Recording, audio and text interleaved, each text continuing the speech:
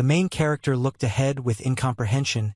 He didn't understand at all whether it was a hallucination or whether everything was happening in reality. It turned out that in front of the guy who was lying in his hospital room, a mysterious door appeared out of nowhere and simply hovered in the air. He immediately began to examine this door from all sides, assuming that it was some kind of magic. At that moment, the guy accidentally turned the door handle, causing a loud click to be heard. After this, the door opened and the frightened protagonist fell through it, not expecting anything like that at all. His fear quickly changed to surprise because it turned out that behind this door, which was hanging in the air, there was a floor. The guy continued to be surprised when he looked ahead and saw a long dark corridor that seemed to have no end. The main character immediately began to look around and loudly ask if there was anyone else there besides him. Suddenly, from the depths of the darkness, a strange sound was heard which attracted the guy's attention and caused him anxiety. Gradually, the sounds became louder and louder until the main character saw in front of him a huge, scary monster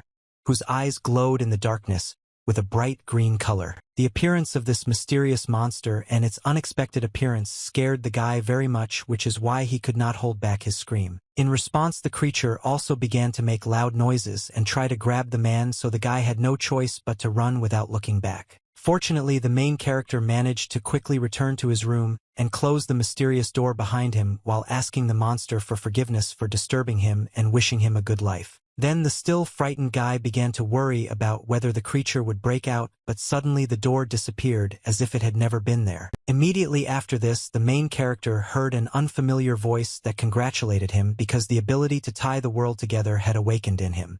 The voice was happy that he had finally found the guy. Hearing this, the main character became very scared again and began to frantically look around, trying to understand who was talking to him now. The voice said that he was trapped in another world, so he could only communicate in this way. Then he warned that their time for communication was limited, so they had to act faster. First, he asked the main character to open his backpack and take out the relic from there. The guy did not understand what was being discussed, but he obeyed the voice. Soon he discovered a strange statue that clearly did not belong to him.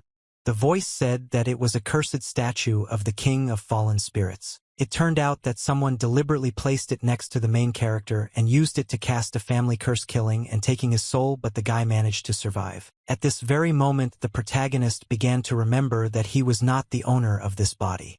In fact, it belonged to a middle school student named Shinyi. Then the main character realized with regret that the soul of this schoolboy was burned by the statue. He also knew that in his past life he died from overwork, but his soul teleported to another dimension and took over this body. Then the mysterious voice said that since the family curse did not kill the main character, it would give him power that no one had before. This took the power that the soul had accumulated over millions of years. After this, the voice asked the protagonist to knock on the gate again. Shinyi was very surprised by this, but it turned out that these gates belonged to him. Soon the same mysterious door appeared in front of the guy again, and the voice added that the main character had the ability to connect worlds together. The voice also said that since the guy behaved very politely when he entered the gate last time, he was rated as a polite person and therefore he would receive an advantage. Shinyi was very surprised to hear about the evaluation and thought that it was like some kind of passive skill. An unexpected voice stated that his strength was already running out and therefore finally advised the guy not to use the statue of the ancestral curse. Shinyi immediately asked who this voice was and why he told him all this. The voice explained that he needed the guy because the world he was in now, called the Nightmare World, had lured him into a trap and now he needed help. The voice gradually began to fade away, but you could still hear it asking the protagonist to become stronger and free him, for which he was promised a good reward. Soon everything became quiet. Then the guy analyzed everything he learned and realized that they would try to kill him the moment he crossed the gate, but he did not understand the reason for this because after rummaging through Shunye's memory, he did not find any enemies. After that, he decided that since he had no means of self-defense, he needed to enter the gate to see for himself, despite the fact that there was something terrible inside. Opening the mysterious door, Shinyi continued to think that the skeleton looked very scary, so he should just try to communicate with it because the guy clearly wouldn't be able to kill it on his own. The main character thought that communication was the best option and assumed that perhaps he would even be able to conclude a contract with the monster and confront the enemies together. Entering the dark corridor, Shinyi immediately saw in front of him that same huge skeleton with glowing eyes. Despite this, the guy was not afraid because he believed that with the title of polite he would succeed. The The first thing the main character did was greet the monitor that lived behind the mysterious door and tell it his name. The skeleton, although he looked very dangerous, still kept his words calm, but intended to listen to the guy to the end. Shunyi felt that his status as a polite person was working, so he continued to speak and apologized for disturbing the monster and offered to be friends. Suddenly, the main character saw how a dangerous creature began to swing its hand in order to attack him. Luckily, the guy managed to jump back in time because the skeleton's blow was so strong that it easily crushed the concrete floor. Shunyi was shocked by what happened, but still tried to explain to the monster that he just wanted to talk to him. Instead of any understanding, the skeleton attacked the main character again, thereby showing that no dialogue would take place between them. In order to save himself, Shunyi had to close the mysterious door and return to his hospital room. After that, the guy was glad that thanks to the closing of the gate, the monster also disappeared, but he did not like his current title of a polite person, which he considered useless. As soon as the guy suggested that there might be other titles, the system notified that it could only be obtained once a day. Shunyi was of course unhappy with this. Then the guy called the gate again because despite the danger that lurked behind them, the killer could come to the hospital room at any time, so it was necessary to hide as quickly as possible. The main character, who in his past life was a top salesman, decided to remember his skills and be more persistent, so he opened the door again, changing for worrying along the way. At that moment, the bloodthirsty skeleton rushed towards Shunyi in order to finally catch him and kill him mercilessly. Unfortunately for the monster, he failed to accomplish what he had planned, so he began to take out his anger on the iron door, which he literally tore to shreds. Despite this, very soon, exactly the same door from which Shunyi came out appeared next to the skeleton. He claimed that everything the monster did was useless. The guy also said without fear that the skeleton could not eat him because he was traveling in two worlds at once, so it was better to finally just talk. The monster was very angry, so he attacked the iron door again, not believing what the main character was telling him. Despite this, the gate soon reappeared, and Shunyi offered the monster to simply listen to what he had to say. Surprisingly, the skeleton, who seemed to finally understand that his aggressive actions were useless, suddenly turned around and began to walk into the depths of the dark corridor, despite the fact that the guy asked him to stay. Then the main character noticed that the monster was wounded and suggested that when it ate people, new bones grew at the site of the fracture of the left arm. In addition, the skeleton had many other injuries. Hearing this, the monster suddenly stopped and, turning slightly towards the guy, confirmed his guess. It turned out that he could speak. Hearing this, Shunyi said that in his world there were many beneficial substances for bones that the monster could eat, such as a calcium tablet that specialized in treating bones. The guy continued to say that besides this, there were many other supplements that were much more nutritious than a living person, so if they became friends, he could buy the skeleton all this. The main character believed that this friendship would be useful for both of them, so all he could do was wait for an answer from the monster. Suddenly, the guy saw how the dark corridor was filled with streams of mysterious aura, which looked completely unfriendly. It turned out that the reason for this was a skeleton which seemed to be about to attack the main character with the help of its magical abilities. Shunyi was no longer surprised that his life had been in danger recently, so he prepared to return to his world, thinking that he needed to think of something else. At that very moment, some document appeared out of nowhere, and a system notification informed the guy that he had signed a contract. Shunyi was very surprised by this and could not contain his joy at the fact that he had managed to do what he had planned. He then learned that the person who signed the contract was the Mother of Dark Bones, the King of Ghouls, and the defeated Lord of the Underworld, Mktidi Kahiva. The guy was amazed by all of this. The system also said that the defeated Mr. Mktidi Kahiva was an officer of the combat depot of the 5th Team of the Army of Darkness. The content of the concluded contract was an equivalent exchange. The postscript stated that the skeleton hoped that the protagonist would help him restore his strength. It was also stated that Mktidi Kahiva never signed a contract with anyone except the gods, so the guy should appreciate it and sign the document faster. As soon as the guy put his signature, the system reported that he was the one who defeated the curse of the fallen evil spirits, was the guardian of the kingdom of dreams and reality, and was the only spatial gatekeeper of the two worlds. After the parties to the agreement learned everything about each other and discussed the terms of cooperation, the contract was signed and entered into force. Some time passed. The main character was already in his house and was receiving care from his new relatives, who did not suspect anything and were very worried about him. The kind woman asked the guy to rest and handed him an excellent tonic, and the man in glasses said that he bought calcium tablets. Shunyi was embarrassed and thanked his new mom and dad.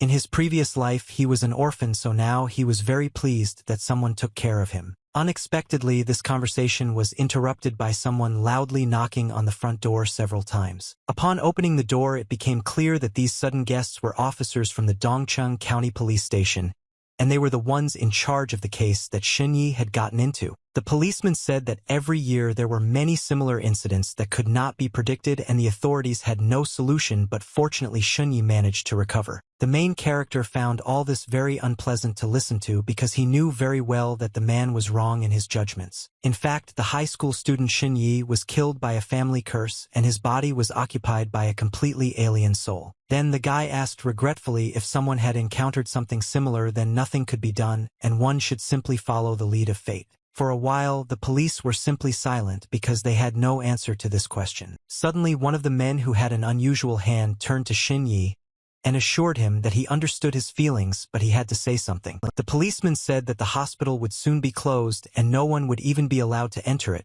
so there was no need to worry about new victims appearing. Xinyi noticed that the man had 3 stars on his uniform, which meant he was a captain. He then thanked the policeman for calming him down. After that, the captain thoughtfully said that the main character was just a schoolboy, so the likelihood that he had enemies was very small. Soon the police officers were about to leave since they had managed to talk to the victim and had nothing more to do there. Meanwhile, the guy was thinking that the king of the fallen spirits was really very dangerous because not only the police but also the government could not do anything about it. The main character was also troubled by thoughts about who even came up with the idea to send such a powerful curse on Xinyi, who was an ordinary student. Unexpectedly, these thoughts were interrupted. The guy saw that the police captain had returned and was heading towards him. Then the man extended his metal hand to the main character and asked him to add he took his business card. Xinyi was very surprised by this. Finally, the captain asked the victim to call him if something went wrong. After examining the business card, Xinyi learned that this captain's name was Luo Feichuan.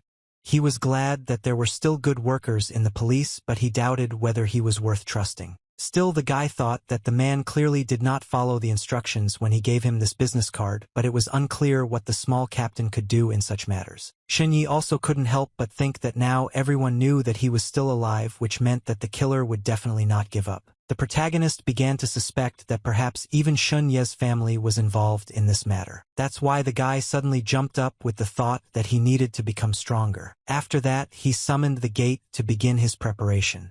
At that very moment, that same mysterious iron door appeared in the middle of the room. The main character was well aware of his status as a polite person, so before entering the dark corridor, he put a smile on his face like a salesman. As usual, the world beyond the gate was in absolute darkness, so Xunyi had to loudly call out to Mktidi Kahiva and ask where he was. At that very moment, the sounds of old bones rattling could be heard in the darkness, echoing throughout the room. Soon a huge skeleton approached the main character, descending to him from the ceiling. Xunyi calmly greeted the monster and told him that he had brought him the promised medicine. To Mktidi's surprise, instead of taking the pills as per the contract, Kahiva extended his finger to the guy. The main character took it as if his monster wanted to take all the medicine right now and was not at all against it. However, the guy was wrong.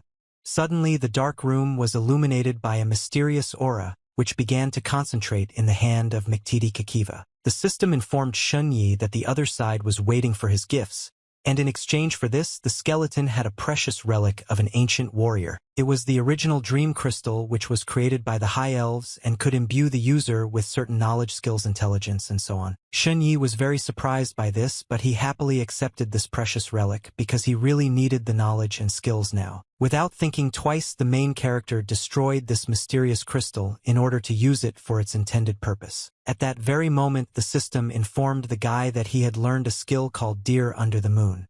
It was the main technique of the elves. The undead and elf clans fought all year round, and to fight the enemy, the elves created this technique that improved the body. The guy was simply amazed by this. Now the main character understood what a valuable reward Mktidi Kahiva had given him, and absorbing the mysterious aura, he already felt how he became stronger. Meanwhile, the medicines magically began to fly out of the package and go deeper into the dark corridor. This was the work of Mktidi Kahiwa, who wanted to receive the promised pills in exchange for his attitude in order to improve his condition. Soon the medicine and the monster itself disappeared into the depths of the dark corridor.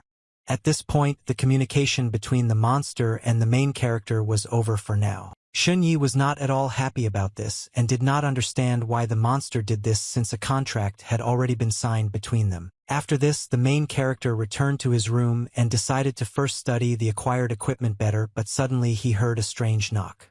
He immediately assumed that it was his parents returning. It then turned out that learning the deer under the moon technique required 3 points of agility while the guy only had 2. Shunyi didn't understand how he could raise his agility. At that moment, the main character suddenly heard a rough, unfamiliar voice behind him. Its owner was surprised that the guy was still alive. Turning back, Shunyi saw a dark silhouette outside the window of his room looking straight at him. This couldn't help but cause concern. The man with a disfigured face and many scars wasted no time in threatening to kill the main character himself. Without wasting time, the armed villain whose face was hidden under the mask rushed at the main character. Fortunately, Shunyi managed to jump back in time and avoid being hit by the dagger island. This surprised the man. He praised the protagonist for his dexterity but had no intention of giving up his intentions because of this. Meanwhile, the guy immediately realized that it was a killer who wanted to finish what he started, but he did not expect that he would come to him so quickly. Nevertheless, the main character decided to activate his politeness, and having greeted the villain asked why he had come to him. But this man only asked you, the guy, not to chat and let him kill him in peace. Shunyi had to dodge the attack again while thinking that establishing contact was useless. Meanwhile, the system reported that the crystal gave the guy knowledge that skills and equipment had their own levels. The polite person skill that the main character had was gray broken, that is low. The man soon realized that using a dagger to deal with Shunyi was useless, so he pointed a gun at him believing that he would not be able to dodge the bullet. The main character immediately realized that he was in a hopeless situation, but at that moment the system reminded him that he could absorb skills and increase his level. Shunyi was very surprised and became indignant that he was not informed about this earlier. Then, without wasting any time, he absorbed the skill of a polite person. Thanks to the successful absorption, the protagonist received 1 point of agility, and now he had enough points to learn a new skill which Shunyi immediately took advantage of. After that, the guy went on the offensive and slightly pushed the killer away from himself and called for the gate in order to find his salvation there. The man quickly came to his senses and saw his victim running behind a mysterious iron door that seemed to appear out of nowhere. Without wasting time, the villain ran after the main character, loudly declaring that he would not be able to escape from him. The man was instantly taken aback when he saw that he was in a huge dark room which he assumed was a secret room. Suddenly, the killer heard behind him the contented voice of the main character, who was standing at the door saying goodbye to him. The man immediately rushed to his victim, but she had already managed to close the door. At that moment, several dim green lights appeared from the darkness. Very soon the villain saw before him a huge skull with sharp teeth which he intended to eat. Without any doubt, the monster began to mercilessly devour the uninvited guest who became his first meal in many years. When it was all over, Mktidi Kahiva began to enjoy the mysterious aura that enveloped his injured left hand.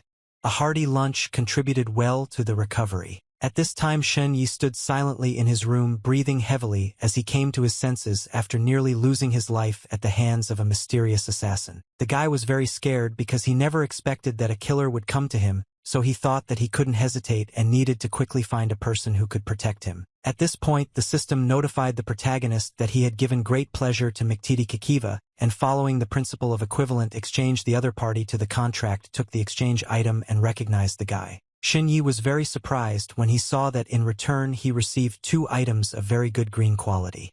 These were the Crown of Pale Shadows and the Silver Military Badge. The Crown of Pale Shadows was of an excellent level and was made by the masters of the Spirit Tribe. It was armed with a high-level shadow technique, and as long as the protagonist wore it, he could pretend to be an elf. The Silver Military Medal was a symbol of honor for the military exploits of the elves in the world of nightmares, which was received only by soldiers who had achieved great success. Using it, the guy could move to the land of the elves. Shunyi was very pleased because he did not expect the deal to be so profitable. The first thing he decided to do was test the crown in action. At that very moment, the main character was transformed and began to look like a typical fantasy elf with characteristic ears and long blonde hair. Shunyi was delighted and pleasantly shocked by this transformation and thought that he should definitely try out his new abilities tomorrow. Suddenly, the main character was interrupted by a knock on the door. Then an unfamiliar voice was heard asking if Shunyi was home. Because of this, the guy tensed up thinking that the killer had come to him again. Having received no answer, the voice asked if Shun Yi was okay and added that it was Chun Haoyu who had come. The protagonist knew that it was Shun Ye's best friend. On that fateful day, he went to the hospital to visit him, so after returning to his previous form, he allowed the guest to enter. At that moment, Chun Haoyu entered the room and with tears in his eyes rushed at his friend, starting to say that he was very worried about him. The guy asked the main character for forgiveness and insisted that if it weren't for him, his friend wouldn't have been in such trouble. Shun Yi asked the guy not to blame himself. Suddenly, as if out of nowhere, the main character's mother appeared, who was very surprised by Chun Haoyu's appearance and immediately assumed that he had come to visit her son. Shun Yi was glad that she had already returned and asked where Dad was. The woman replied that he had gone to his grandfather for medicine, after which she asked if the guy had eaten the restorative pills. Chun Haoyu was very surprised to hear this because the recovery pills were very rare and even the rich could not afford them. This made the main character's mother feel awkward. The guy then said that Shun Yi had very caring parents and asked him to get well soon and return to school because he had exams ahead. The protagonist immediately remembered that the previous owner of his body was still in school and had entrance exams waiting for him. Because of the family curse, Shun Yi had already missed the first exam. Chun Haoyu began to blame himself again. Then the woman said that her son had only missed the first test for strength, and if he passed the second test for dexterity, he would be able to enter a regular high school. From these words, Shun Yi understood that the entrance exams in this world were different from what he had experienced before, so the deer under the moon technique could still be useful to him. However, the main character did not forget that now a hunt had been declared for him and danger could be waiting for him anywhere, which meant that going to school was very dangerous. From these thoughts, the guy began to involuntarily tremble with fear, which of course his mother noticed. Shun Yi was very worried about what would happen if he just gave up. The woman, seeing all this, simply remained silent, but she understood perfectly well that now the main character needed her support. That was why she suddenly hugged her son and held him close, which surprised Shun Yi greatly. The woman then insisted that if her son did not want to take the exams, then there was nothing wrong with that. She also said that she and her father only hoped that the boy would recover. These words of support impressed the main character so much that all his fear and worries immediately disappeared. Then he asked with great enthusiasm that his mother not worry because he was not that weak. Shun Yi knew very well that if he decided to refuse to take the exams, his mother would not be against it, but he could not do so. Therefore, the main character insisted that tomorrow he would go to school and take part in the exam. Shun Ye's memories kept running through his head, which is why he knew that his grandfather and family were of noble origin and had a lot of opportunities. However, the relationship between relatives in the family was very bad. The parents had never asked their grandfather for help before and lived off their own labor, sometimes barely making ends meet. Therefore, the main character assumed that his new parents must have also had a very hard time getting the medicine. He believed that the parents had to turn to their grandfather to help them get the drugs, even without knowing that their son was already dead. That is why the main character could have let them down. Soon after, Shun Yi approached his mother and said that he was very hungry, which is why he was able to have dinner with his best friend. The next day came. The protagonist, as planned, went to his high school in order to achieve his goal. The guy was very surprised by the subjects they studied in this school because they were very different from what he had before. For example, they studied spiritual enlightenment and strength exercises here. Shun Yi believed that the killer would not attack him if he was in a school where there were many people. He was also confident that if he could get into a good high school, the new teachers would be able to protect him. Suddenly, a classmate of the main character approached him and told him that Zhao Yibing was waiting for him in the corridor. The guy was very surprised by this. The guy knew that Zhao Yibing was Shun Ye's friend, so he went out into the corridor without a doubt to talk to her and find out why she was looking for him. The girl found out that her friend wanted to take exams, so he told her that she had already passed the first exam well and was confident in the rest, so she would definitely be able to enter the best school. Shun Yi, hearing this, was sincerely happy for his friend and congratulated her on her success, but the girl remained somehow cold and distant. Unexpectedly, Zhao Yibing quickly got to the point of this conversation and asked that the protagonist not come to her anymore. This caused confusion in the boy, and his classmates who witnessed this conversation began to make fun of him, saying that Shun Yi rejected the school flower. Zhao Yibing insisted that she and Shun Yi were at different levels, so it would be better if they each went their own way. This meant that their friendship was over. Then the girl deleted the guy's number from her contacts and was about to leave. The main character was very surprised and did not understand whether all this was just because he missed one exam. Then the guy replied that he had never taken the initiative to maintain this friendship and therefore was now glad that the girl would no longer bother him while he was taking the exam. Classmates immediately began to remember that when Xinyi was first, Zhao Yibing followed him closely, so it was surprising that she shamed the guy in front of the entire school just because she missed an exam. At this moment, Zhao Yibing's friend stood up for her and with displeasure reminded the protagonist that the girl had given him many gifts, so he shouldn't have said that. Suddenly Zhao Yibing couldn't contain her emotions and started crying, while saying that she thought that she and Xinyi were friends. To this, the guy calmly replied that he accepted the girl's gifts but not her herself. Everyone was delighted with this answer and believed that dark magic should be eradicated only with the same dark magic. Then the main character leaving said that Zhao Yibing should not have tried to tie him to himself with just gifts. Finally, Xinyi categorically stated that he could return all the gifts to the girl if she wished, but he did not intend to be friends with her. Zhao Yibing's grumpy friend was very unhappy with what Xinyi said, and so she loudly called him a scoundrel. The other school children who witnessed this conversation also did not support the main character because they thought that he was acting too low, but the guy did not pay attention to this. Surprisingly, Zhao Yibing wanted to talk to Xinyi and explain everything because she didn't want everything to turn out like this. Suddenly, a huge angry guy appeared in front of the main character and ordered him to stop. This student, through tightly clenched teeth and furrowed brows, insisted that Zhao Yibing had not finished speaking yet, so Xinyi should not rush to leave. The main character recognized the schoolboy. It was Sun Ming, whom he asked to get out of the way because he was returning to class. The boy then said that his strength had increased significantly since Xinyi had been absent from school for several days, so he should apologize to the girl if he didn't want to get hurt. Xinyi sighed heavily and replied that Sun Ming was mistaken because the girl had come first to disgrace him. Soon the protagonist realized that any explanations were useless. That's why the protagonist turned to Zhao Yibing again with his head down and asked her for forgiveness, admitting that she had won. With cuts in his eyes, the guy continued to say that the girl could continue to bother him and in general everything would be as she wanted. After this, the main character began to quickly run away, pretending to be a very vulnerable and offended guy. Everyone was truly shocked to see this. The students couldn't believe that Xinyi was crying and assumed that he was feeling very bad now.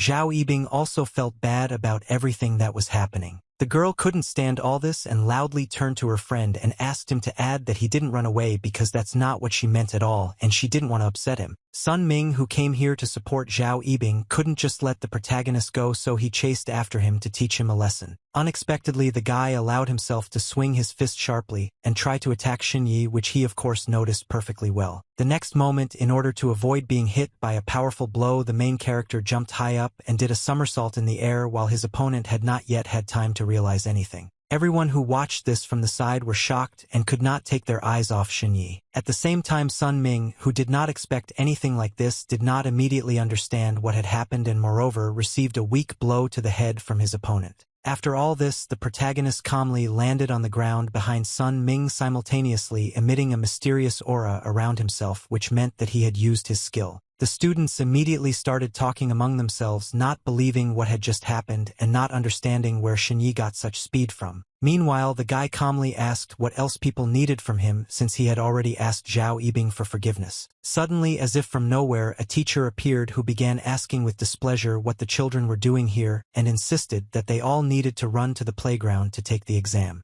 Everyone immediately began to run away, fearing punishment from the teacher while expressing regret that they were not able to see how it all ended. Finally, Sun Ming turned to his opponent and frowned, threatening that they were not finished yet.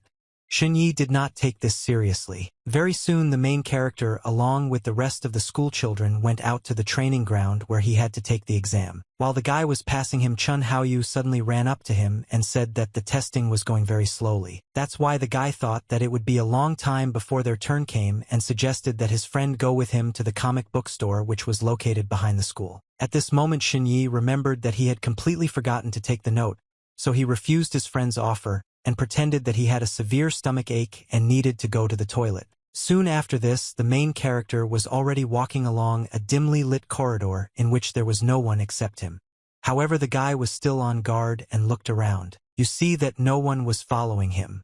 Shinyi stopped pretending and quickly ran into the toilet. At that moment, a mysterious man appeared in that same corridor, who was very happy about the appearance of the main character. Surely it was another killer who, in order to carry out his task, quickly headed after his victim. As a weapon, the villain intended to use a pen that was strengthened and reinforced with sinister energy. The man quietly entered the dark room, trying not to frighten his victim prematurely. Then the scoundrel began to examine the room in order to find the guy, but very soon he was dumbfounded on the spot.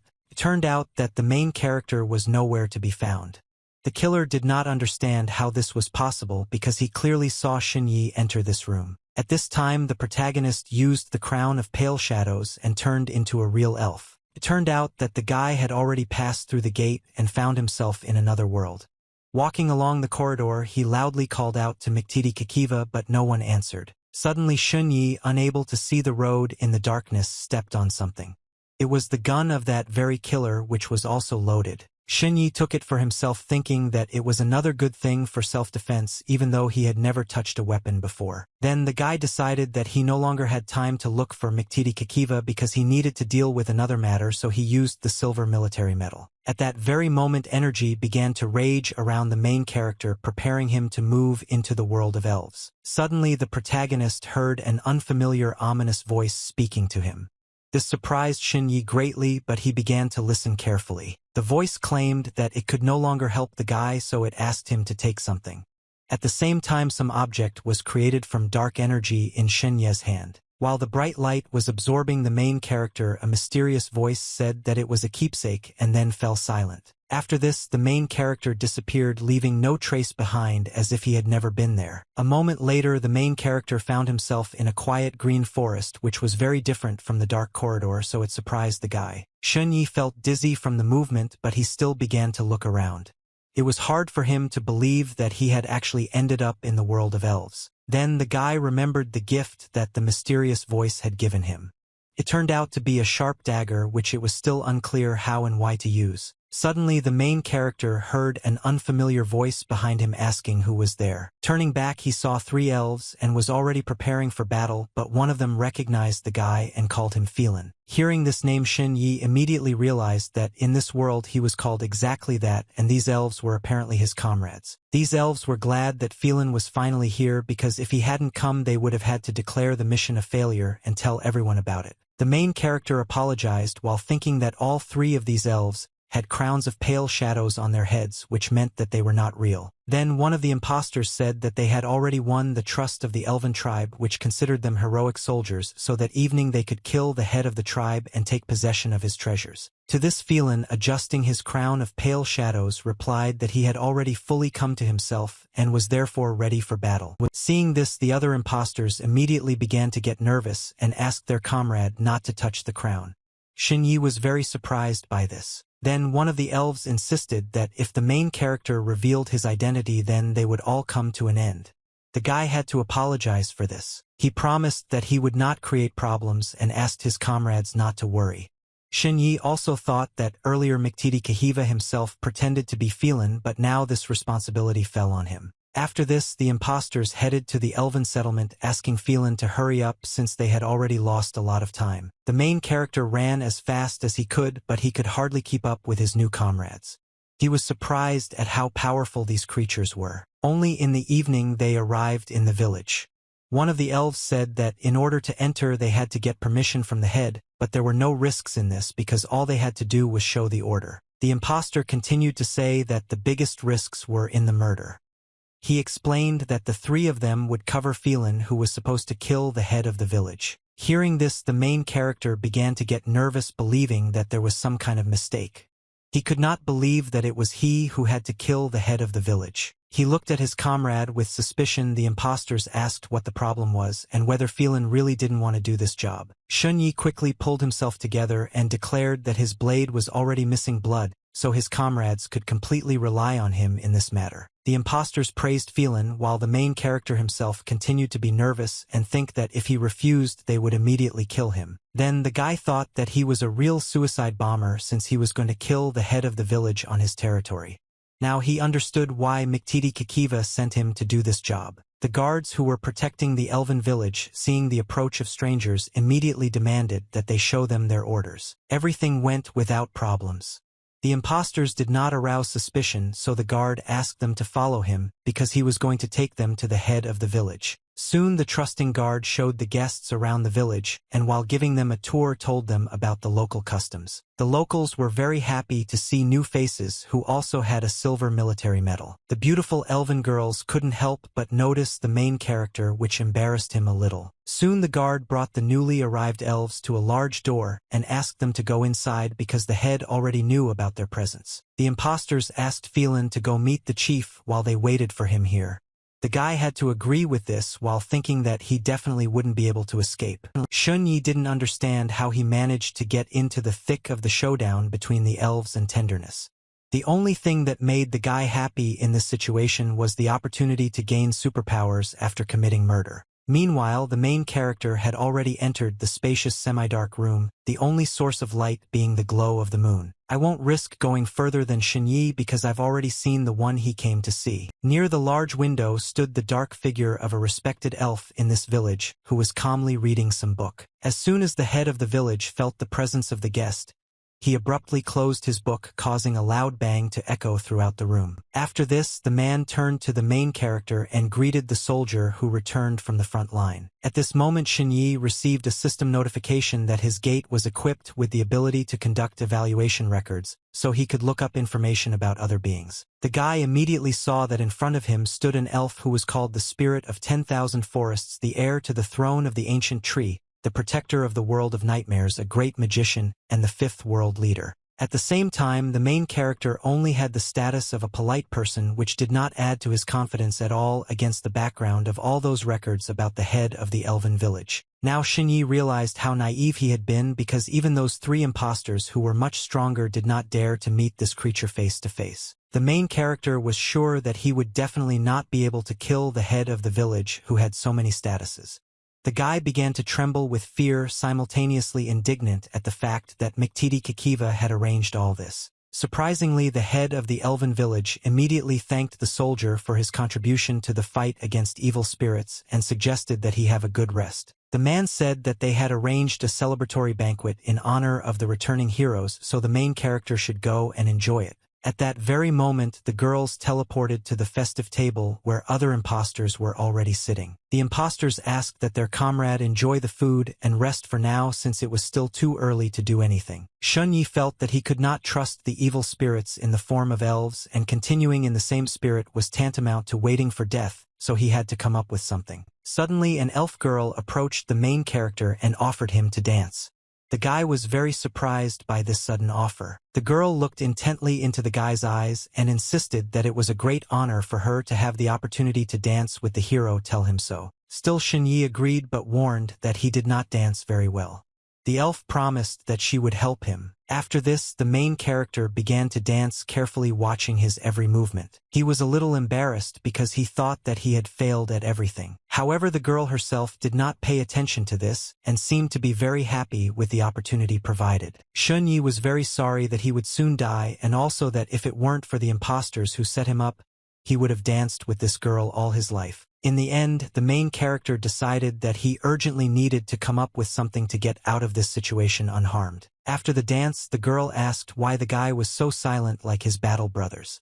She suggested that the battle had affected them so much. Shinyi denied it and said that it was because he was a terrible dancer. After that, he asked the girl's name. It turned out that her name was Lenny. Then the guy asked if he could give the girl one gift.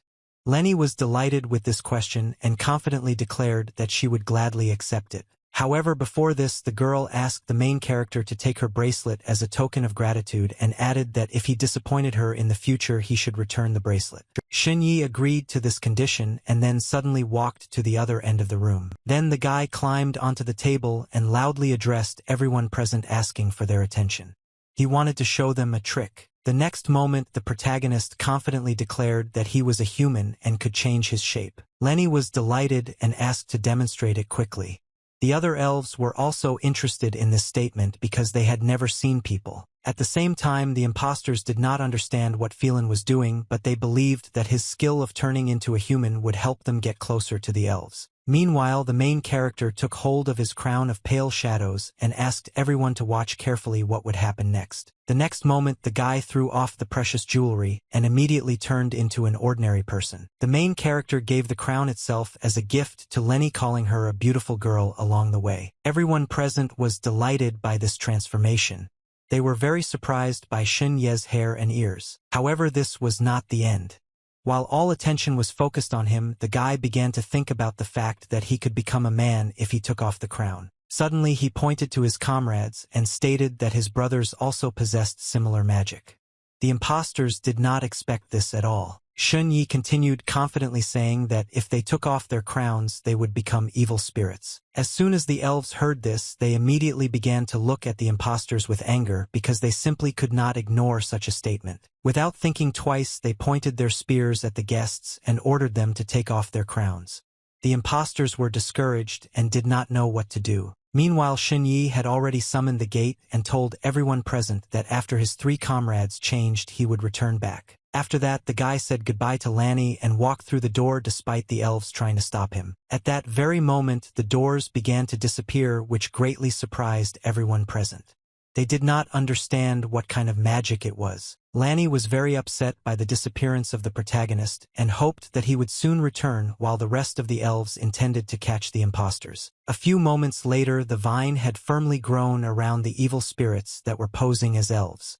Now they would have no way to escape. The vine was squeezing the villains tightly, while someone declared that he would like to play with the impostors some more. The head of the village, who appeared out of nowhere, realized that the undead wanted to infiltrate his settlement, but did not expect that the man was working on 2 fronts. One of the impostors maintained his image to the very end and insisted that there had been a misunderstanding, since they even had orders that confirmed that they were soldiers of the elven army. However, as soon as the crown of pale shadows was removed from the villain, it was finally confirmed that he was a real undead.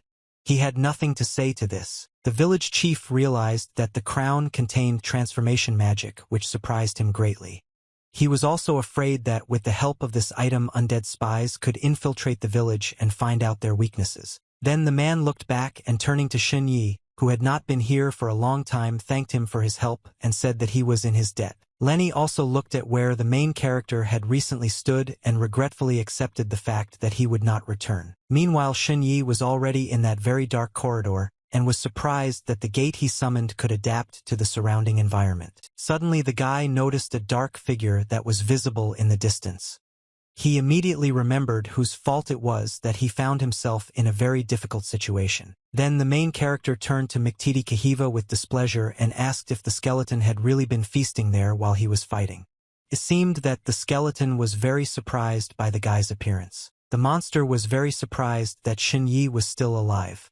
The protagonist immediately began to accuse the creature of deliberately giving him the crown of pale shadows. Miktiti Kahiva asked to tell how the guy managed to survive and promised to give a reward for this, but Shen Yi was still unhappy and continued to blame the skeletons for the fact that he almost died because of him. Suddenly, a system notification appeared in front of the guy that the other side of the contract had prepared a powerful undead spell for him, which was very valuable. Shen Yi was very unhappy that the skeleton tried to bribe him with gifts and threatened that he would greatly regret it. Then the monster said that he gave the boy the crown because he was a human, and if the main character went there, he would have a chance to survive because humans and elves were allies. As an apology, Miktiti Kahiwa decided to give Shen Yi the Nightmare Heritage Crystal, which contained the 3 most developed Nightlife talents. The guy could choose one of them and integrate it into his soul. The skeleton said that this crystal was considered a very valuable treasure that his enemies wanted to get, but the monster wanted to give it to the man because then no one would guess that the crystal was now in his possession. Shen Yi thought that this gift was useful, so he decided to forgive the monster for the first time, but insisted that there would be no next time. As soon as the main character used this crystal, a huge skeleton of a king sitting on a throne appeared in front of him. Immediately after this, 3 bright spheres headed towards the guy, and an ominous voice asked him to make his choice. The skeleton insisted that Shen Yi only needed to choose one of the talents and take it for himself. The first talent was called Dark Whisper, which allowed using corpses as a basis to summon a dead person from hell and ask him about everything he knew because death gave the deepest knowledge. The second talent is Holy Skeleton Body. According to the description, any force that could kill the user would cause their body to turn into a holy corpse body temporarily free from death, but only once a day for 5 seconds. The third talent, Resurrection of the Dead, allowed you to create fireballs and place them in the body of an undead who died in battle. Thanks to this, the fire of the soul would merge with the corpse and resurrect it. Xinyi thought that he wouldn't need the resurrection of the dead, and with the body of a holy skeleton, he would only be able to dodge any attacks for 5 seconds, which was certainly not enough. The main character was sure that only by mastering the information he would be able to kill the enemy, so the talent Dark Whisper seemed the most desirable for him. Then the guy took the necessary crystal, after which a mysterious energy instantly enveloped him and penetrated into his very soul. Soon everything ended. The main character was glad that now he could talk to the dead. Miktiti Kahiva asked if the guy had already made his choice. The skeleton was surprised that Xinyi made such a choice because in his memory most people chose the third item to increase their combat component. After this, Miktiti Kahiva asked the main character to tell about what actually happened in the world of elves because it was very important for him. After listening to everything from beginning to end, the skeleton stated that the head of the village that Xinyi mentioned was the strongest high priest of the elves. Now the guy understood why he had so many titles. The monster also stated that the 3 undead knights that the elves had caught would no longer pose a threat to him. Miktiti Kahiva thought that this was his only chance, so without explaining anything he quickly ran into the depths of the dark corridor, leaving the guy alone. Xinyi realized that now he had to take care of him himself because every family and clan had their own dark places. At this point, an assessment of skills took place, thanks to which the main character received the skill of independence. With its help, it was possible to gain the trust of the enemy. Also, this skill could only be used once a day, and the target's overall stats could not exceed Xin Ye's stats more than twice. In addition, the bracelet that the elf Lanny gave the guy allowed him to increase his intelligence, so the main character thought that it was a very good thing. But overall, Xin Yi thought that he had done a good job today since he had received a new technique, bracelet, and skill, and now he could return to the exam. Meanwhile, in the schoolyard, a physical skills test was taking place. The teacher announced that Chen Haoyu was next, so he should prepare himself. As soon as the necessary command was given, the guy ran forward with all his might, trying to avoid getting hit by the jets of purple water that were shooting out of the training ground. Shen Yi was rooting for his best friend and wishing him luck. Chen Haoyu thanked the protagonist for his support and assured him that he could handle everything since it was a trivial task. At that moment, a stream of water unexpectedly hit the guy right in the head, which made all his classmates laugh. They thought that the guy deserved it because he bragged a lot. As a result, the teacher gave this test a score of 71 and asked Chen Haoyu to be glad that it was not a real exam. After that, he called Xun Yi over. The main character stood at the starting line and fully concentrated, prepared to hear the necessary command from the man. As soon as it sounded, the guy rushed forward at lightning speed, passing all obstacles. Classmates were very surprised by this speed and the fact that the paint simply could not keep up with the main character. They also couldn't help but notice that the guy had an overly relaxed posture, as if he was skating, and in general he became more active after being discharged from the hospital. At this time, Shin Yi was thinking that all this was not so difficult because he just needed to show a few elven techniques and then everything would work out. At this time, from afar, a mysterious man in dark glasses watched intently as the main character went through the obstacle course. He considered the main character a very interesting character. The second man said that this guy was first in class, and even though he missed the first exam, it was not the end. The man in dark glasses promised his interlocutor that if Shin Yi got the highest score on the spiritual ability test, he would give him a chance. The second man heard this and asked the head of Qian if this was too high a requirement, but the man with glasses remembered that the protagonist's spiritual power was quite mediocre. He then stated that it was necessary to first wait for the results and then look at the scores because the average score was not enough. It was necessary to get the highest score on all indicators. Meanwhile, the teacher gave the protagonist's agility test the highest score and was very sorry that his student missed the first exam. Shin Yi insisted that he had not yet given up on the exams. After that, a break was announced.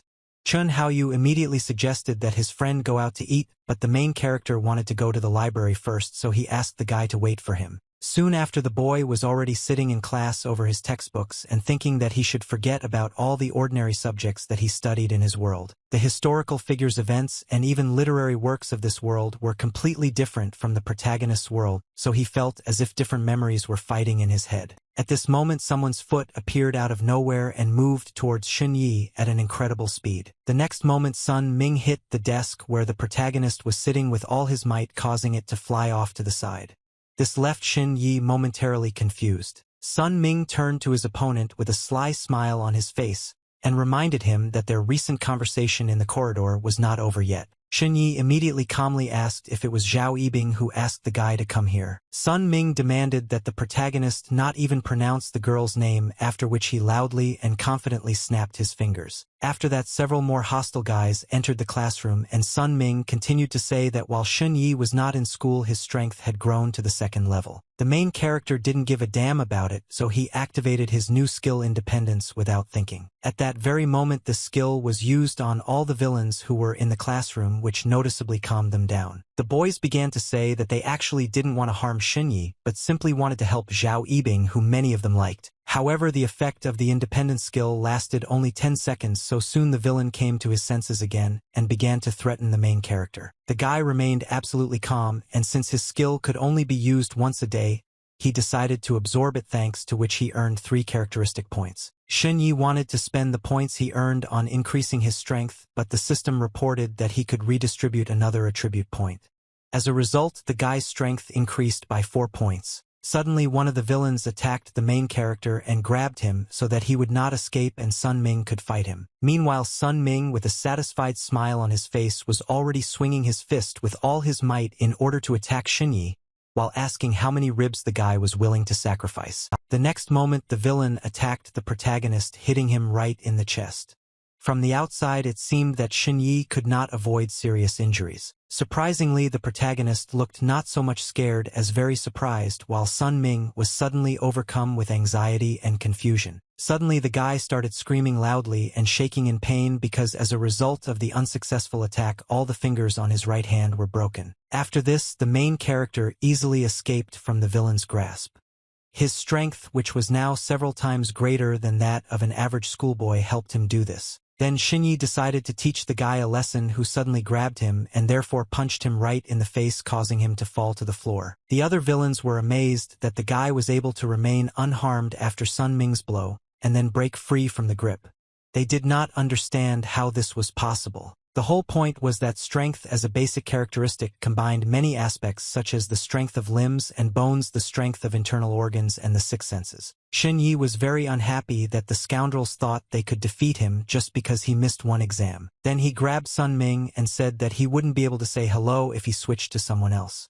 The guy immediately began to apologize and admit that he was wrong. To this, the main character calmly replied that the villains would not be able to receive forgiveness so easily because they humiliated others, beat them, and deprived them of a bright future. After that, Shen Yi attacked Sun Ming with all his might, causing him to immediately fly off to the side while screaming in pain. School children who were outside clearly heard screams and cries for help coming from one of the school classrooms. Of course, this attracted the attention of the teacher, who quickly identified the right class, ran inside, and asked with displeasure what the children were doing there. Everyone immediately saw Shen Yi, who was sitting calmly surrounded by the defeated scoundrels, and everything around was stained with blood. The main character saw the teacher with tears in his eyes and was glad that he had finally come, after which he told him that the scoundrels had bullied him. The man was shocked by this statement because he clearly saw that his student had beaten up several guys, and now he was saying that he was the one being bullied. Zhao Yibing was also here and saw the consequences of her actions. The girl immediately admitted that she had miscalculated. She couldn't believe that all those guys couldn't deal with Shen Yi, who was all alone. The girl did not understand whether the main characters were really that strong, but she did not despair and believed that this was not the end because she could still ask for help. Suddenly, Zhao Yibing's friend approached her and asked if she had any regrets. The girl did not immediately understand what her friend meant. However, she admitted that if she had continued to be nice to Shen Yi, then perhaps they would still be friends and everything would be different. Zhao Yibing quickly dismissed these thoughts because the main character had caused a real showdown and injured the students, after which he definitely should not have been allowed to take the exams. In fact, this was all the girl needed, so it could be considered that her goal had been achieved and now a bright future awaited her, unlike Shen Yi. Then Zhao Yibing, answering her friend's question, said that she hated herself for not understanding what a scoundrel the main character was before. Suddenly, the girl noticed the wounded Sun Ming, who was staring at her as he was taken to the hospital. Zhao Yibing was not at all happy about this and mentally asked the guy not to stare at her like that. She really hoped that Sun Ming wouldn't tell her everything and drag her into this whole situation. Then Zhao Yibing saw the guy's lips move and immediately realized that he wanted to tell her something. Now she could only mentally ask him to remain silent. The girl was very afraid of the consequences for which she could be punished, so she even began to wish that Sun Ming would die right now just so that he would not tell anyone anything. Still, Sun Ming managed to pronounce Zhao Yibing's name with his last strength, causing the corridor, where the school children were crowded, to immediately fall into absolute silence. Everyone immediately turned their gaze to the girl, not understanding how she was involved in this situation. Zhao Yibing didn't know at all what she should do. All this scared the girl very much, so she could not contain her emotions and began to cry. In the end, she made it look like she was very upset about what Xinyi did to Sun Ming, and so she continued to cry and decided to call the police. Xinyi immediately realized that the girl used this trick to make the other students turn against him. At this time, the teacher was only worried that with the intervention of the police they would have a lot of problems. After this, teacher Jian asked all the students to return to their classes and the protagonist to follow him. The guy had to obediently submit to this. The principal walked around the school with Headmaster Qian and insisted that they had great students. The man replied that he had no doubt about it, but they had to meet the minimum requirements. Suddenly, a worried teacher approached the principal and told him that Sun Ming and Xinyi had fought, which is why the police had arrived. The man was unhappy that his subordinate spoke about this in the presence of the head of Qian, but the teacher still showed the video that captured this fight. The director and head of Qian began to stare at the smartphone screen, surprised by what they saw there. At this time, the police officers who came to the school to sort out the situation also studied the provided video in detail. It turned out that the main character had prepared in advance and installed a camera. Now he was pretending to be innocent and explained it in such a way that he was afraid that the villains would kill him. This made the police's job easier. However, one of the police officers said that despite the presence of the video, the guy would still have to go with them to the police station. Then teacher Jian intervened in the conversation and said that his student had simply encountered some oddities because he had already missed one exam, so he asked the police not to deprive the guy of a second attempt. The policeman assured that they would return the main character as soon as he checked everything. Xinyi himself was only thinking about the fact that he was now constantly changing his characteristic points and hoped that his body would be able to adapt to this. Suddenly, the school principal entered the classroom and said that the boy was lucky that he was able to record everything on video, otherwise he would have already been expelled. Head Qian also intervened in the conversation and praised the protagonist for his excellent physical condition, adding that those scoundrels were definitely not his opponents. Teacher Jian was very surprised because he knew who this man was. The man then tells that he watched the video of the fight and immediately realized that Xinyi was holding back so as not to kill his opponents. He valued this highly, so he gave the guy his business card. The protagonist, after reading the text on the business card, learned that this man, whose name was Qian Zhushan, was the director of a martial arts company. It was an organization that owned the heritage of various martial arts knowledge and had the property rights and copyrights to the secrets of martial arts. In simple terms, the main character could rise from rags to riches if he got into this company. It was a real road to heaven. Xinyi then looked at the man standing in front of him and was very surprised by what he saw. It seemed to the guy that Qian Zhushan had no weaknesses at all, and no matter how he changed his characteristics, he would definitely not be able to defeat this man in battle. Qian Rushan then said that the evaluation system that allowed a person to be evaluated in all aspects analyzed that the guy had a composition strength of no less than 4.5 points. The man was interested in how many points Xinyi had. Before answering, the main character thought that this man was very strong, so perhaps if he worked under his leadership the killers would leave him alone. After that, the guy confidently stated that he had 5 points of strength. The director and teacher Jian were very surprised to hear this. Qian Rushan said that this was a very good result. Then Xinyi asked if 5 points of strength was really that much. The man said that at the high school level a strength score of 4.5 was a passing grade for their company, but a score of 5 points was a completely different matter. Qian Rushan continued to say that with a score of 5 points the guy would be able to control some combat-type armor and also use standard-level ancient weapons, but first he had to pass a test. Xinyi agreed with this, so the man promised that a person would come soon who would organize everything, and in the meantime the main character needed to sort out things and prepare for the test. Finally, the company director asked what the guy's level of spiritual strength was. He was just curious because his strength and agility indicators already met the company's standards. Shunyi thought about it after hearing this question and felt that he couldn't be the best at everything, so saying that he only had 3 points of spiritual power was the best option. Qian Rushan felt as if he was struck by lightning when he heard that the protagonist had such a number of spiritual power points. The man was instantly dumbfounded with surprise and even dropped the cigarettes from his mouth. Everyone present in the room, including the police, were also shocked by this information because they did not expect that Shunyi was such a genius. Qian Rushan was skeptical of what he heard, so he asked the protagonist to demonstrate his strength, since with spiritual power of this level, he could even move objects with the power of thought. Without wasting any time, the guy added characteristic points to his spiritual power and was able to easily move a chair in front of everyone using telekinesis. Seeing this, the police captain ordered his subordinates to leave here. The men were very surprised and did not catch. Could they really just leave everything as it was? The captain recalled that Shun Ye's strength level was 5, he had a good physique, his agility was 4, and his spiritual power, as it turned out, was 3 points. This meant that the main character had a great future ahead of him, and the police had no business here. Shun Yi was very pleased to hear this. Qian Rushan was very pleased that the level of the protagonist's spiritual power was confirmed. He rejoiced without holding back his emotions and admitted that he did not expect this at all. The man even sang a couple of verses of famous songs for which he received praise from the director and teacher. After this, the company director asked the strangers to leave so that he could talk to Shun Yi alone. Of course, everyone agreed with this, so soon only Qian Rushan and Shun Yi remained in the office. Suddenly the man turned to the main character and calmly asked what his ideal was. Shun Yi, without thinking twice, replied that Qian Rushan was his ideal. The man was pleased with this answer, but he was interested in what the guy wanted most. At that moment, Shun Yi thought for a moment and answered with a serious voice that what he didn't want most was to be a weakling and wanted to be able to protect himself and his family. The director of the company also liked this answer, so he said that now the guy was closest to his dream, but he should try to harm him right now. The protagonist slightly misunderstood these words, so he began to verbally insult the man. Then Qian Jushan directly stated that the guy should try to attack him. The guy was very surprised by this request, but he couldn't refuse, so he quickly switched his attribute points to strength and prepared to attack. The next moment, Shun Yi suddenly swung his fist and tried to attack Qian Rushan.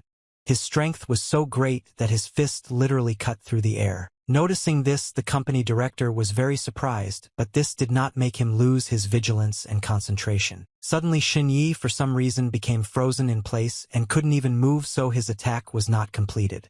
His body seemed to be frozen by something. The man said that it was a type of magical art that could neutralize an attacker, and having learned this, the main character would definitely be able to protect himself. Then Qian Jushan said that this was not all, and taking out his pistol, asked the guy to watch carefully. After this, the man fearlessly put a loaded gun to his head. This alarmed the protagonist, but he continued to watch as he was told. The next moment, a loud shot rang out. The bullet hit Qian Rushan with great speed, causing him to lean to the side. Because of this, Shun Yi was very nervous. However, everything was fine. The man said that this was a different kind of magical art from the company's secret archives. According to the director, this magical art was capable of resisting various hidden weapon attacks and even resisting a sniper rifle. The guy was very impressed by all this, so he said that martial arts were not Summit Qian Rushan like this phrase. So he officially invited Shun Yi to join the Hidden Dragon Plan. It was a supernova restoration project by the company, so the man wanted to recommend the main character to the top 3 high schools in the world, but he had to pass the entrance exam. Qian Jushan continued to say that ordinary people could not access this exam because it had long been monopolized by the world clans. The guy did not understand what clans were being talked about. The man said that clans were those who inherited knowledge, sacred tools, and blood ties from the gods of ancient times.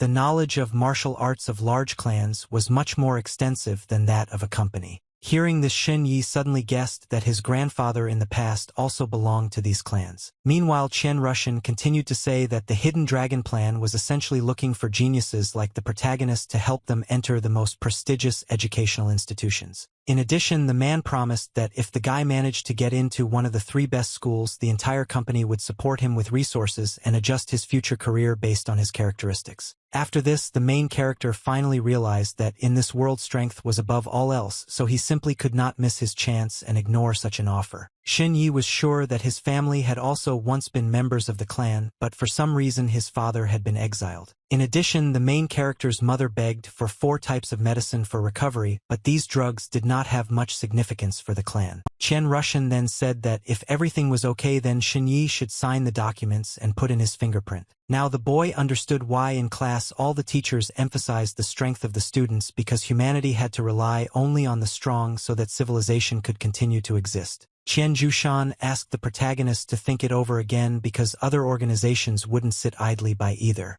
Shin Yi replied that he would definitely join the man because he was the first to find him. The director of the company was glad to hear this, but since the main character was not yet an adult, he needed to contact his parents to sign the documents. He thought that he needed to hurry because other organizations could intercept Shin Yi, so he left right now but promised to return to the genius guy. Immediately after that, Chen Rushan ran away so quickly that it seemed like he had simply evaporated. The protagonist was amazed by this and believed that it was a real manifestation of Chen Jushan's strength. Meanwhile, the satisfied school principal approached the boy and asked if everything was okay. Shin Yi said that he had already signed the documents, and Chen Jushan went to his parents to discuss everything. The principal and teacher were very happy to hear this. Suddenly, the guy received a call from an unfamiliar number.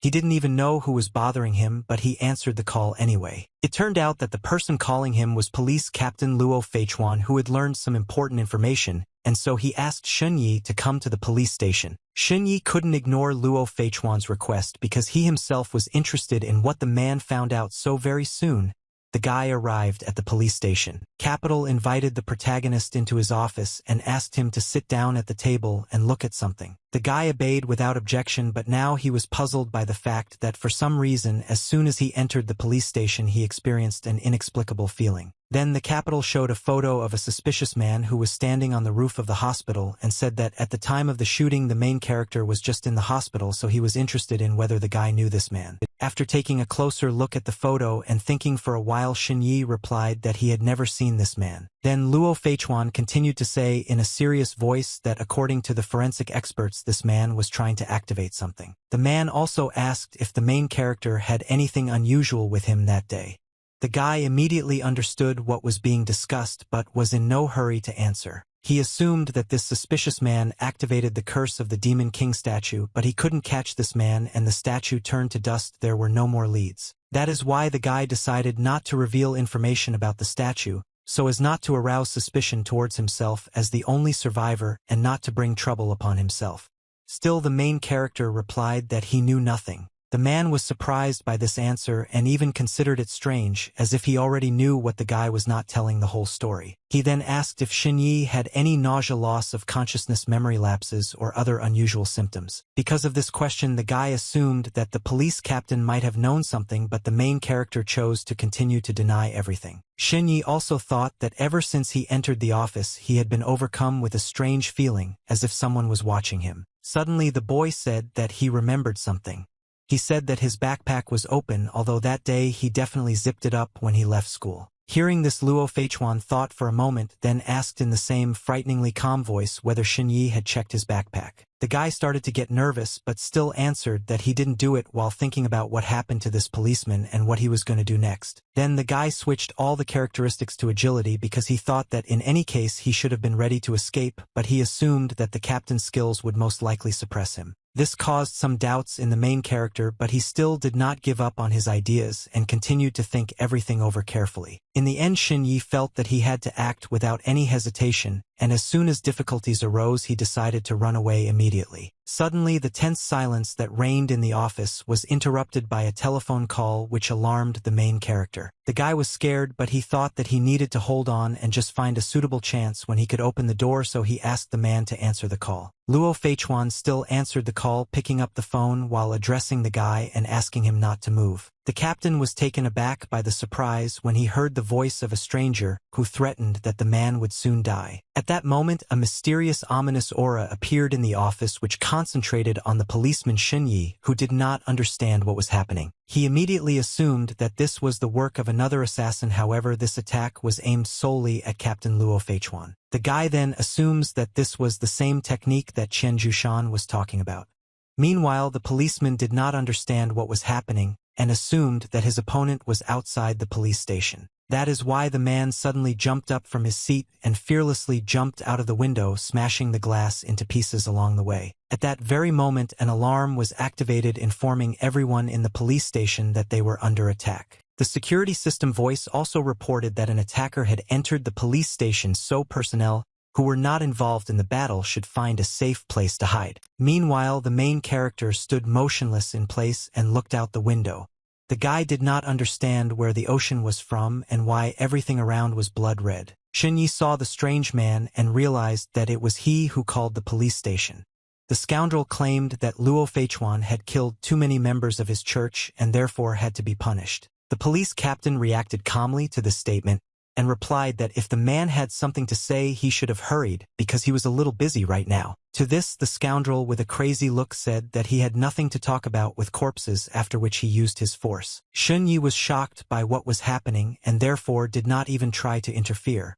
He only waited to see what would happen next. Suddenly, the main character saw order in front of him, the familiar urban landscape, and realized that he had returned, but the police captain and the scoundrel were nowhere to be seen. Then the guy again felt that strange feeling of hopelessness that reigned in the office and therefore even assumed that there was a ghost somewhere here. In order to test this, Xinyi activated the necromancer's talent, Whisper of Darkness, but in order to use it, the soul had to return to the body in order to be able to answer all of the guy's questions. Xunyi immediately began to look around, wondering whether it was even possible to find the much-needed corpse in the police captain's office. Suddenly, the main character heard an unfamiliar, ominous voice which for some reason thanked him. This scared the guy very much. However, he quickly pulled himself together and turned in the direction from which the voice came and asked who was speaking. The voice that came from the closet continued to say that he did not expect at all that he would be able to return to his body and talk to the guy. Xinyi realized that there was a corpse in this closet. The protagonist also felt that this voice was familiar to him. Xinyi quickly had a guess that shocked him. With a trembling hand, the guy began to open the cabinet, while the voice continued to say that Xinyi was one of the hunters, but he was killed by mistake and branded as prey. Opening the door, the main character was horrified to find the mutilated corpse of Captain Luo Feichuan in the closet. With a trembling voice, the guy asked the dead man if he really was a police captain. Luo Feichuan's corpse confirmed with an emotionless voice that it was indeed him. This frightened Xinyi even more, but he still asked how it all happened. The captain replied that he was killed by the same man in glasses from the photo. He went on to say that his killer only needed to show dexterity to kill him without preparation, and in the end the villain took the form of a police captain and lured the main character into the department. After that, Xinyi asked what the killer's goal was. Sol Luo Feichuan replied that she didn't know, but that man was definitely looking for some kind of answer. The guy immediately realized that the legendary creature Demon King had never been defeated, so now he wanted to know how he managed to survive. Xinyi also assumed that the captain's killer used a special technique to take away corpses. Luo Feichuan did not understand what was being discussed, and then the guy said that recently everything around the site instantly changed but quickly returned, however the body of the imposter and that attacker was not there. Luo Feichuan found it ironic that the hunter who pretended to be the prey unknowingly brought trouble upon himself. He then explained that what the main character described was not a technique at all but an anomaly. It was another world that suddenly came into contact with our world surrounding, absorbing or taking away living beings in a certain territory, and what was above this and even more dangerous was called a disaster. Xinyi was very impressed and interested by what he heard and immediately asked the captain to explain what a disaster was. The man said that it was a powerful being from another world that used various techniques to suddenly appear in the main world, which was accompanied by the emergence of a real hell. Next, Luo Feichuan asked the guy if he knew about the city of Jiangnan. The main character replied that according to one legend, an earthquake occurred there that razed the entire city to the ground. Hearing this, the man said that the earthquake was just an explanation for ordinary people, but in fact it was one of the disasters when more than 3 million people died in one moment. After that, the police captain said that the anomaly was only temporary and the killer could come back for Xinyi at any moment, so they had to hurry. The protagonist was worried that he was still in danger, but Luo Feichuan told him that the guy should immediately go to the weapons room on the 3rd floor and write the password on the silver wall. This password was so long that the main character had to take a pen and paper from the desk drawer to write it down because simply remembering it was impossible. The man continued to say that outside the armory there was a special pen with which one had to write the password on the wall, and if Xinyi hurried he would be able to escape. After this, the police captain fell silent because his soul had already told the main character everything and left his body. Now it was no surprise to the guy that other police officers didn't want to take on his case because even as an officer they could die because of it. While picking up Captain Luo Feichuan's hat, the protagonist wondered whether he should reveal the identity of the killer, but he soon decided that there was no point in doing so. Shen Yi suspected that perhaps the police had accomplices of the killer, and with such power they could easily take his life. So all the guy could do now was follow the captain's instructions and go to the third floor to get protection. The protagonist admitted with annoyance that with his current strength, he would not be able to avenge Luo Feichuan, but in the future he would definitely carry out his revenge. Finally, Shen Yi mentally wished for the police captain's soul to rest in peace. The guy tightly clutched the piece of paper with the password in his hand, which indicated that he had not come to terms with this situation. Suddenly, the main character heard a knock on the door, and then a voice that informed him that an anomaly had occurred and therefore everyone now had to go downstairs to undergo testing. Shen Yi didn't react to the knock on the door and the unfamiliar voice behind it, so soon it slowly opened. Several police officers entered the office and again asked the main character to leave since, after what happened, everyone had to undergo a check. Captain Wang then asked his subordinates to go down while he dealt with Luo Feichuan and Shen Yi. The police officers obeyed the captain's order without question. When the man was left alone, he began to talk about how he knew that the main character was afraid of something, but now he was safe.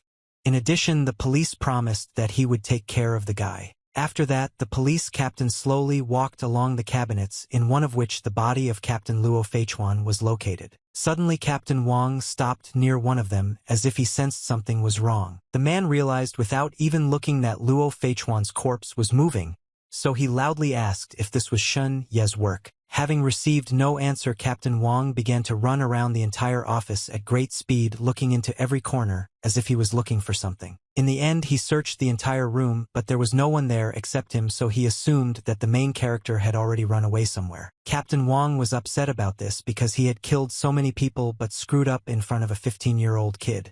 It was just terrible for him. The man contacted his subordinates via radio and said that he suspected that Shen Yi was involved in this incident, so he should immediately send out notices and detain the guy. After this, the man left the office and the Central Intelligence System reported that it had completed its work and therefore everyone should gather in the hall to undergo testing. As soon as the danger had passed, a gate appeared in the semi-dark room, which was owned by the main character. Carefully peeking out from behind the door, Shen Yi saw that the killer had already left and thought that he was right when he thought that the scoundrel had accomplices. Then the guy thought that he could be in the world of nightmares forever and be safe there, but then he would lose the chance to punish the killers. That is why the main characters climbed out through the broken window, intending to reach the third floor and tell everything to the people Captain Luo Feichuan trusted. The main character very quickly reached the desired floor and climbed into the room through an open window. Looking around, he saw at the end of the corridor a large iron door which from a distance resembled an elevator door. Shen Yi remembered that he needed to take a pen and write the required code that Luo Feichuan gave him directly on the wall. Suddenly, the protagonist heard someone's voice behind him who stated that he now knew exactly what was the cause of the noise he had recently heard. The guy immediately froze in fear and turned back slightly to see Captain Wang, who was emitting an ominous aura. The man asked what Shen Yi was doing here. The main character began to quickly write down the necessary password on the wall, getting nervous at the same time and explaining that he would soon have to take exams and therefore the teacher gave him several problems that he had to solve quickly. The scoundrel of course did not believe it, but he was more interested in why the guy was standing near the emergency device that connected the central government of the world. Captain Wang did not understand who could give the main character the password to the door, but he thought that it was impossible to allow the code to be completely written down, so the villain threw his club in order to attack the guy. Without being distracted from rewriting the password, Shen Yi reacted in time and summoned a gate that appeared in the path of the flying clubs, and thus was able to protect him from the attack. Seeing this, Captain Wang personally rushed to attack, asking along the way what kind of door it was and assuming that it was his opponent's ability. Meanwhile, the main character felt the pressure that was being exerted on the gate and was glad that it was reacting to changes in the environment, otherwise he would have already died. In order to attack the protagonist, Captain Wang first had to remove the obstacles in the form of the mysterious door, so right now he intended to attack it with all his might. In the end, this blow turned out to be quite powerful. The man was able to seriously damage the iron door, and it seemed that his next attack would leave the main character without protection. Surprisingly, the guy, despite his opponent, removed his gates himself, continuing to rewrite the password. Captain Wang thought that this was a great opportunity to kill his opponent, so he once again accelerated and headed straight towards Xinyi. The next moment, the main character, having managed to react in time again, summoned the gate right in front of the villain's face, causing him to crash into it with his head and receive serious injuries. This caused the man to be pierced by a strong pain which almost knocked him off his feet.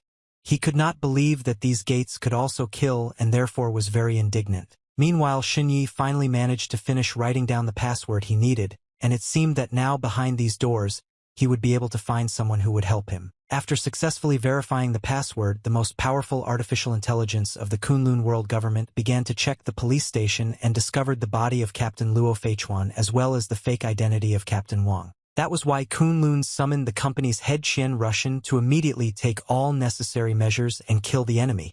Xinyi was very surprised by this. The artificial intelligence also stated that in 30 seconds the killer posing as Captain Van would be executed, but the villain himself did not think so and intended to finish what he had started. In order to hold out for these 30 seconds, the main character called the gate, hoping that he will be able to hide in the other world of nightmares for this time. Unfortunately, Captain Wang managed to grab the guy by the arm and not let him escape.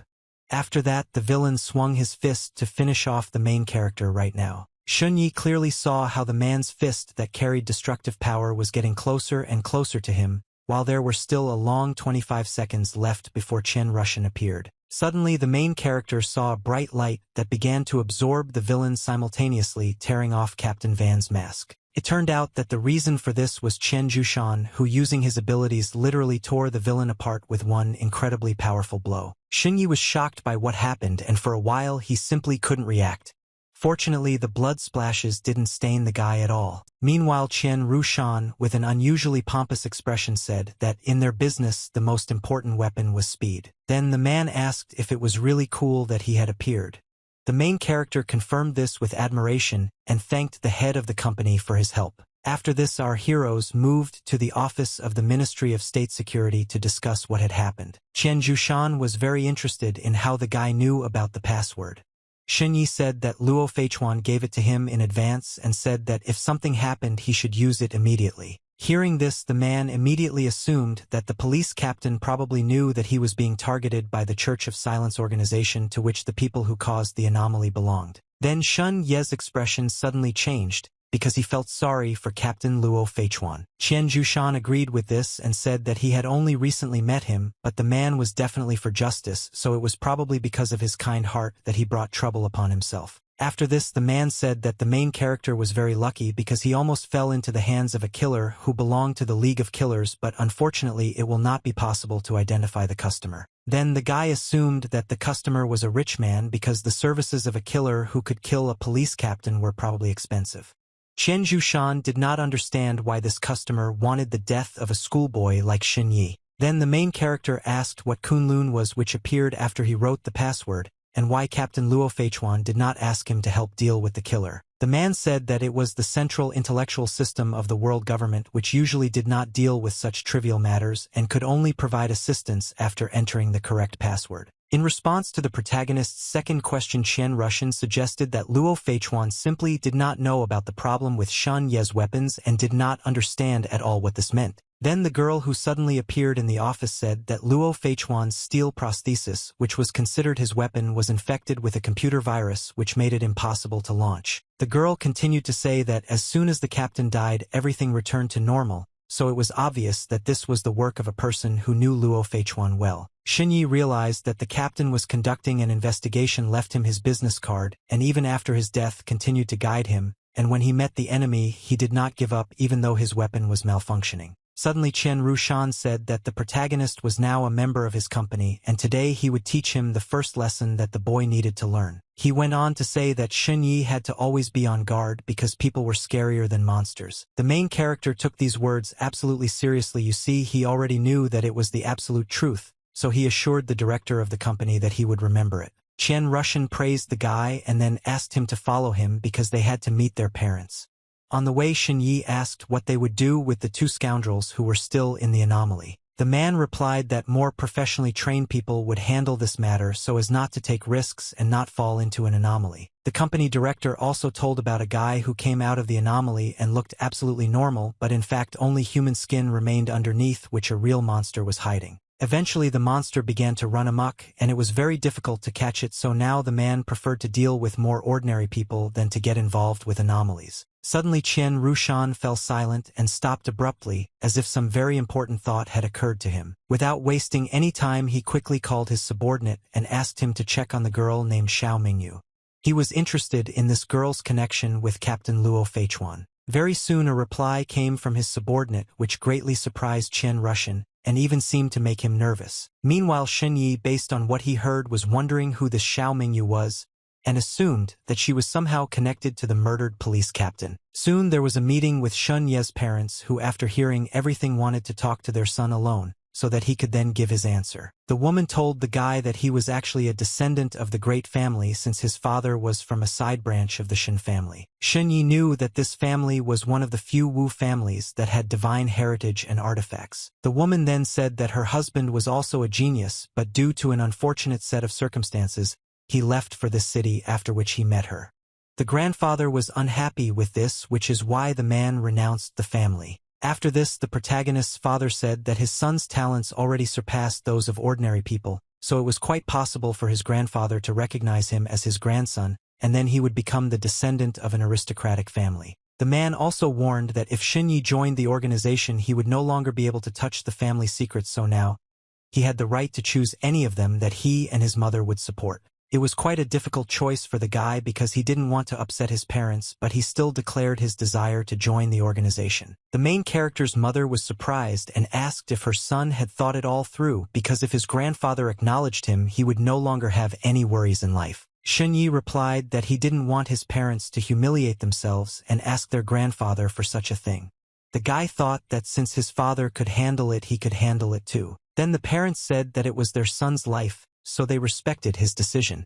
Shen Yi was glad of this understanding and asked them to call Qian Rushan. The boy then recalled that over the years, his parents had visited that family only a few times, and each time one part of the family treated them well, while the other looked at them with cold contempt. The only happy moments Shen Yi remembered were when he was a child playing with his friends. In his past life he was used to the cold and indifference, and only now did he feel true sincere love. Soon all the documents were signed, and therefore Qian Jushan officially congratulated the protagonist on joining the organization. The guy was happy about this and believed that they did not need such a heartless family as Shin. Meanwhile, Zhao Yibing sat in the empty hospital corridor happily uploading videos of Sun Ming's beating to the internet to attract more attention and criticism. In addition, the insidious girl specially came to this hospital and took a photo with the injured guy so that Shin Yi would soon receive his punishment and his reputation would be tarnished. At the same time, she wanted to remain innocent. Zhao Yibing mentally asked the protagonist not to blame her because it was his fate. The girl believed that from now on Shen Yi would not be able to enter high school, and in the future he would be a scumbag, while she would become an abyss that he would not be able to jump over. Suddenly these dreams were interrupted by a sound notification. A message came to Zhao Yibing's phone. It stated that the content that the girl had published was considered slanderous, and therefore the website had already removed the information and asked her to stop spreading rumors, otherwise the matter would end up in court. Zhao Yibing was shocked and couldn't believe that there was evidence that the protagonist acted in self-defense. She also didn't understand how the school reacted to this. It turned out that there was already a message from the director on the school's website congratulating Shinyi on signing a contract with the organization ahead of schedule. The girl, seeing this, was absolutely depressed and did not understand how the main character managed to sign a contract with the organization and why she was not in his place. On the same day, Shinyi arrived at the main office of the martial arts company, which was both a huge multi-story building. While going up the elevator, Qian Jushan told the guy that the situation related to the police station had been resolved. Many people had died in the battle and the survivors had been rewarded. The man himself had received 5 merits for the murder. The main character didn't know what it was, so the company director said that the merits could be used as currency to exchange for special items, such as combat equipment, materials, or weapons. At this moment, the protagonist received a message that he had made an important contribution in the battle, and therefore the government had adopted a method of encouragement, so that in the coming days Shin Yi could receive his reward. While our heroes were climbing up to the 105th floor, Chen Jushan said that middle school students were just laying the foundation and only in high school did they learn real professional techniques, so the guy shouldn't rush. The man then said that since the main character was now a member of the company, he could move freely around the building, treating it like his home and of course receive a monthly salary. Afterwards, Shin Yi was greeted by a girl named Su Manling who congratulated him on joining the martial arts company. The girl on the big TV screen thanked the guy for his work and hoped that he would increase his strength because this world was very dangerous, but it was worth fighting for. The protagonist immediately remembered that Su Muling was an actress that Shen Yi really liked and was therefore delighted that she recorded a congratulatory video for him. Also looking around, the guy saw that everything in this room, from flowers to bed linen and clothes, almost everything here was loved by Shin Yi. The main character was surprised that all this was for the sake of some new recruit and for the sake of increasing his strength. From the height of the 105th floor, Shin Yi looked at the city and thought about who wouldn't want to stay on top of the clouds and whether that guy in the clouds was really a real hero. After that, the guy decided that today at 12 o'clock, he would again plunge into the world of nightmares in order to get a grade. He had to become stronger because the entrance exams would be held in a few days. Soon the clock hands showed exactly 12 o'clock at night, which meant that the time had come. Shin Yi, as planned, summoned the gate to go to the nightmare world. Without crossing the threshold, the guy suddenly saw many bone fragments of different sizes, which surprised him very much. He immediately asked what happened. Then the main character remembered that he couldn't just enter the nightmare world, otherwise it would affect the evaluation conditions. Suddenly from the darkness, the familiar voice of Miktiti Kahiva was heard, who, seeing Shen Yi, began to ask him to quickly save him because he was dying. The guy was very surprised and didn't understand how the skeleton had gotten to this point. The monster asked the main character to give him medicine, but there was none left. Hearing these disappointing words, Miktiti Kahiwa thought that it was all over for him. He could not believe that he would die here and considered it complete absurdity. Shen Yi thought that this monster was still a good partner and it was necessary to try to save him, so the guy asked the skeleton to hold out until he returned. 2 hours had passed since that moment. Miktiti Kahiva continued to wait, but he believed that the end was about to come for him. Suddenly, in the middle of the dark corridor, that same iron door appeared, which made the monster happier than ever. Tired and worried, Shin Yi reported that he had already returned, but the door was too small, and he could not enter. Miktiti Kahiva did not understand what the guy was doing for so long. The main character said that in order to save the skeleton, he bought a huge vat filled with grape sugar and a solution of calcium gluconate, and if the monster can climb in and lie in it, he will definitely regain his strength. Miktiti Kahiva did not have time to give his answer because the world of nightmares suddenly shook as if from a strong earthquake.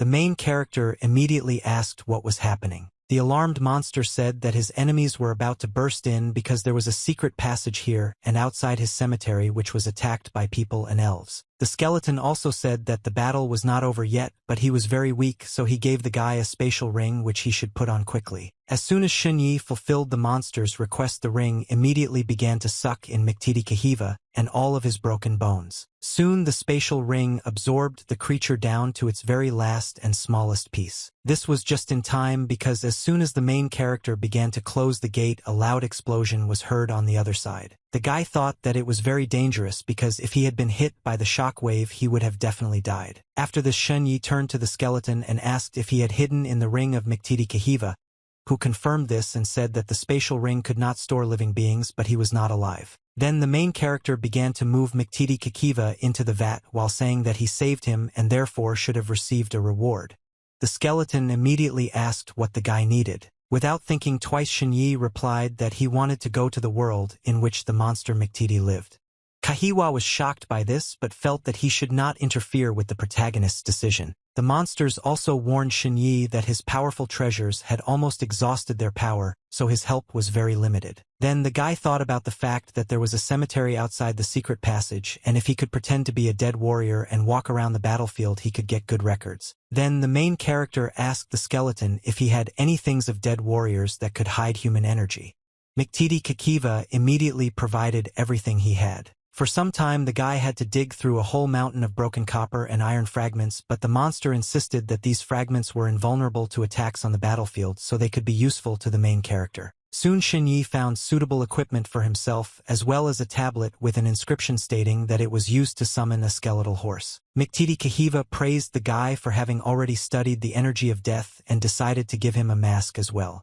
Xinyi did not understand what it was needed for. The monster assured that it would help stabilize the high-level deadly energy, so the guy should put it on along with the rest of his equipment, and then other dead people would definitely not be able to see him. Then Miktiti Kahiwa said that now Xinyi looked like a real dead warrior.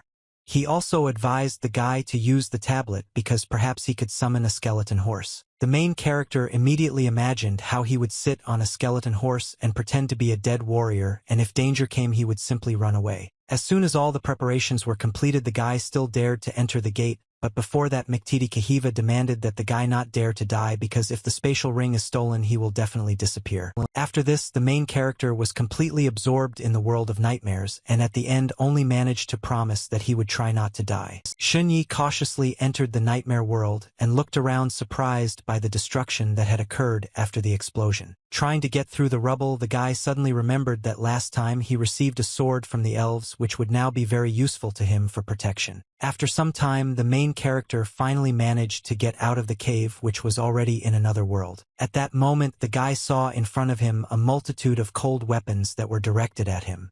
Xinyi did not expect this at all. The guy was surprised when he saw people because there should have been an undead camp here.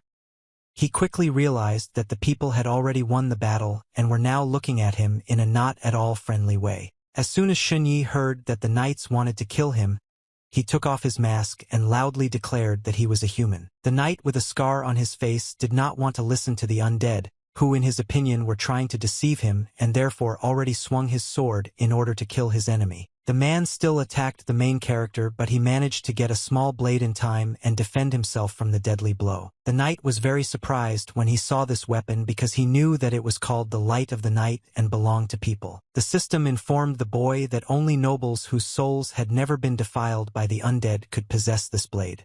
The ability to wield this weapon was a special privilege thanks to which the boy could gain the favor of those around him. Capital immediately informed his subordinates that Xinyi was definitely one of them, so they all had to return to investigating the remains of the undead. After this, the man asked the guy if he needed their help while demonstrating an unusual hand gesture that caused bewilderment in the main character. Xinyi knew that this harshness meant "I love you," and therefore, he could not believe that in this world people trusted strangers so much when they first met. The guy quickly dismissed the idea because he noticed that the man was staring at his mask, so he assumed that this gesture indicated a problem. The main character assumed that the knight felt threatened by this mask, so the guy said that he found himself in a rather difficult situation and would not refuse help. Hearing this, the man visibly tensed up and said that he understood everything and was therefore ready to give the main character a combat bag. Xinyi was glad that he had managed to divert all suspicion from himself and thanked the man named Luo Meng for his help. Suddenly, a loud voice of a horseman was heard nearby ordering everyone to move aside and make way for the horses. One of the riders asked Luo Meng with displeasure when to send his soldiers on their way since there was little time left.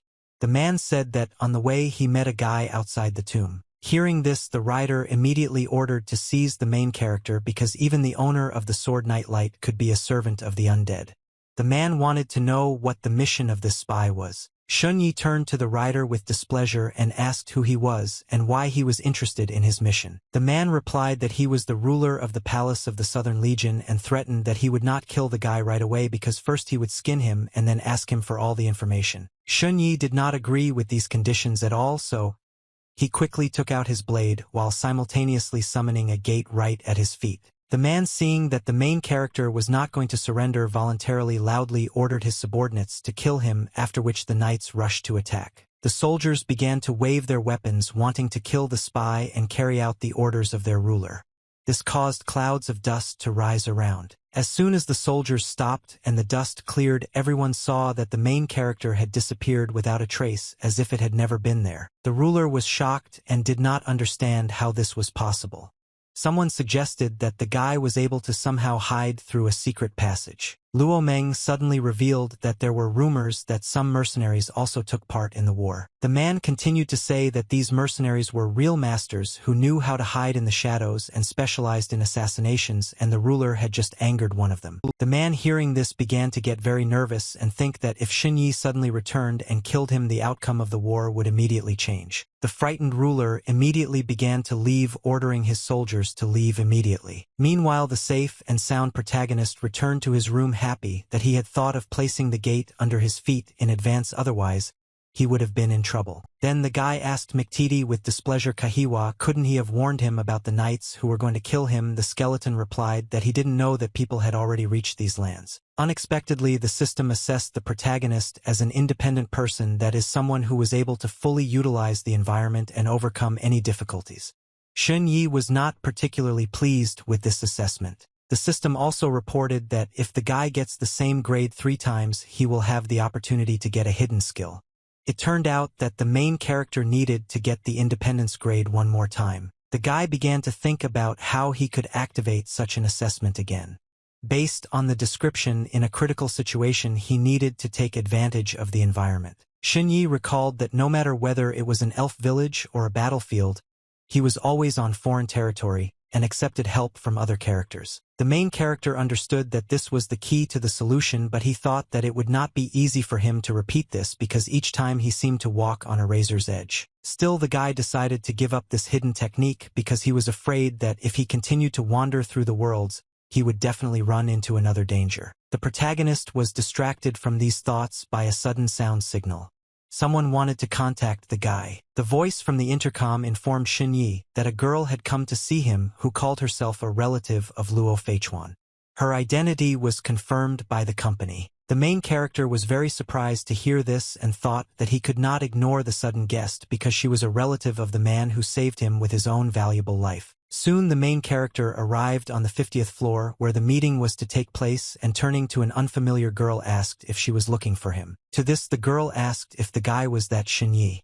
The protagonist briefly confirmed this. At that very moment the boy felt the same strange feeling as when he met the head of the elven village. The great swordswoman named Xiao Menui said that she was the sister of the murdered police captain and came here to find out something. Xun Yi was shocked to see the girl's assessment and thought that he had never seen anything like this from either humans or elves. Then the main character assumed that it was this girl that Chen was talking about.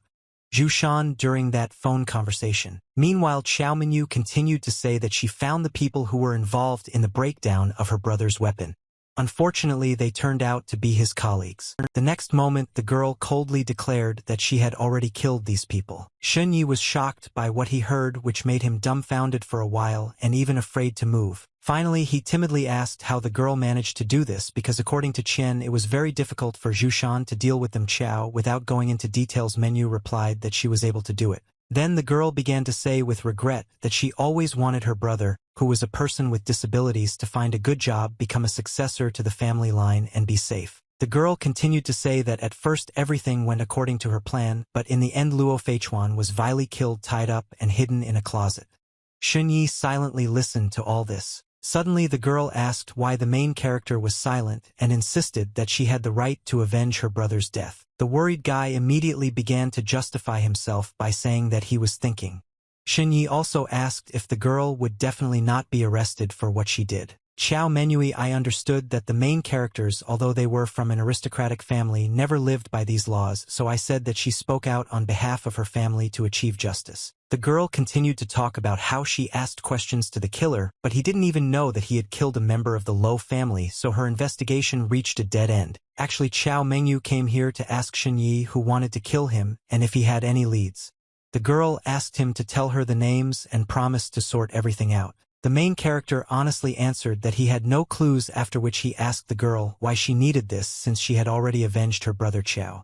Mengyu briefly replied that this was not enough. Suddenly the girl pulled out her sword, promising that she would find the customer who wanted the death of the main character, because he was also guilty of her brother's death just like the killer. After that, the girl abruptly swung her weapon and sent a stream of air cutting into the sky. Xun Yi was shocked by the power he saw, which made him unable to move for some time. The main character, looking at the sky and seeing how the clouds parted from the swing of the sword, could not believe in the reality of what was happening. Meanwhile, the girl hoped that her brother would find peace. The guy was still shocked and couldn't believe that Xiao did all this. Minyu didn't even see how the girl took out her sword. Then the girl asked again if the main character had seen anything special or unusual. She asked the guy not to give up the investigation and promised to help him solve any problem. Xinyi replied regretfully that he had no idea at all, since even his family did not maintain contact with the Shin family, so they had no conflicts with other clans. Suddenly the boy remembered that when he was in the hospital he heard strange sounds. He assumed that someone was eavesdropping on him. Xiao Minyu latched onto these words. The girl decided that she needed to find out more details about this, so she decided to contact someone. After that, she thanked the main character for his help and began to leave. Qian appeared behind the guy.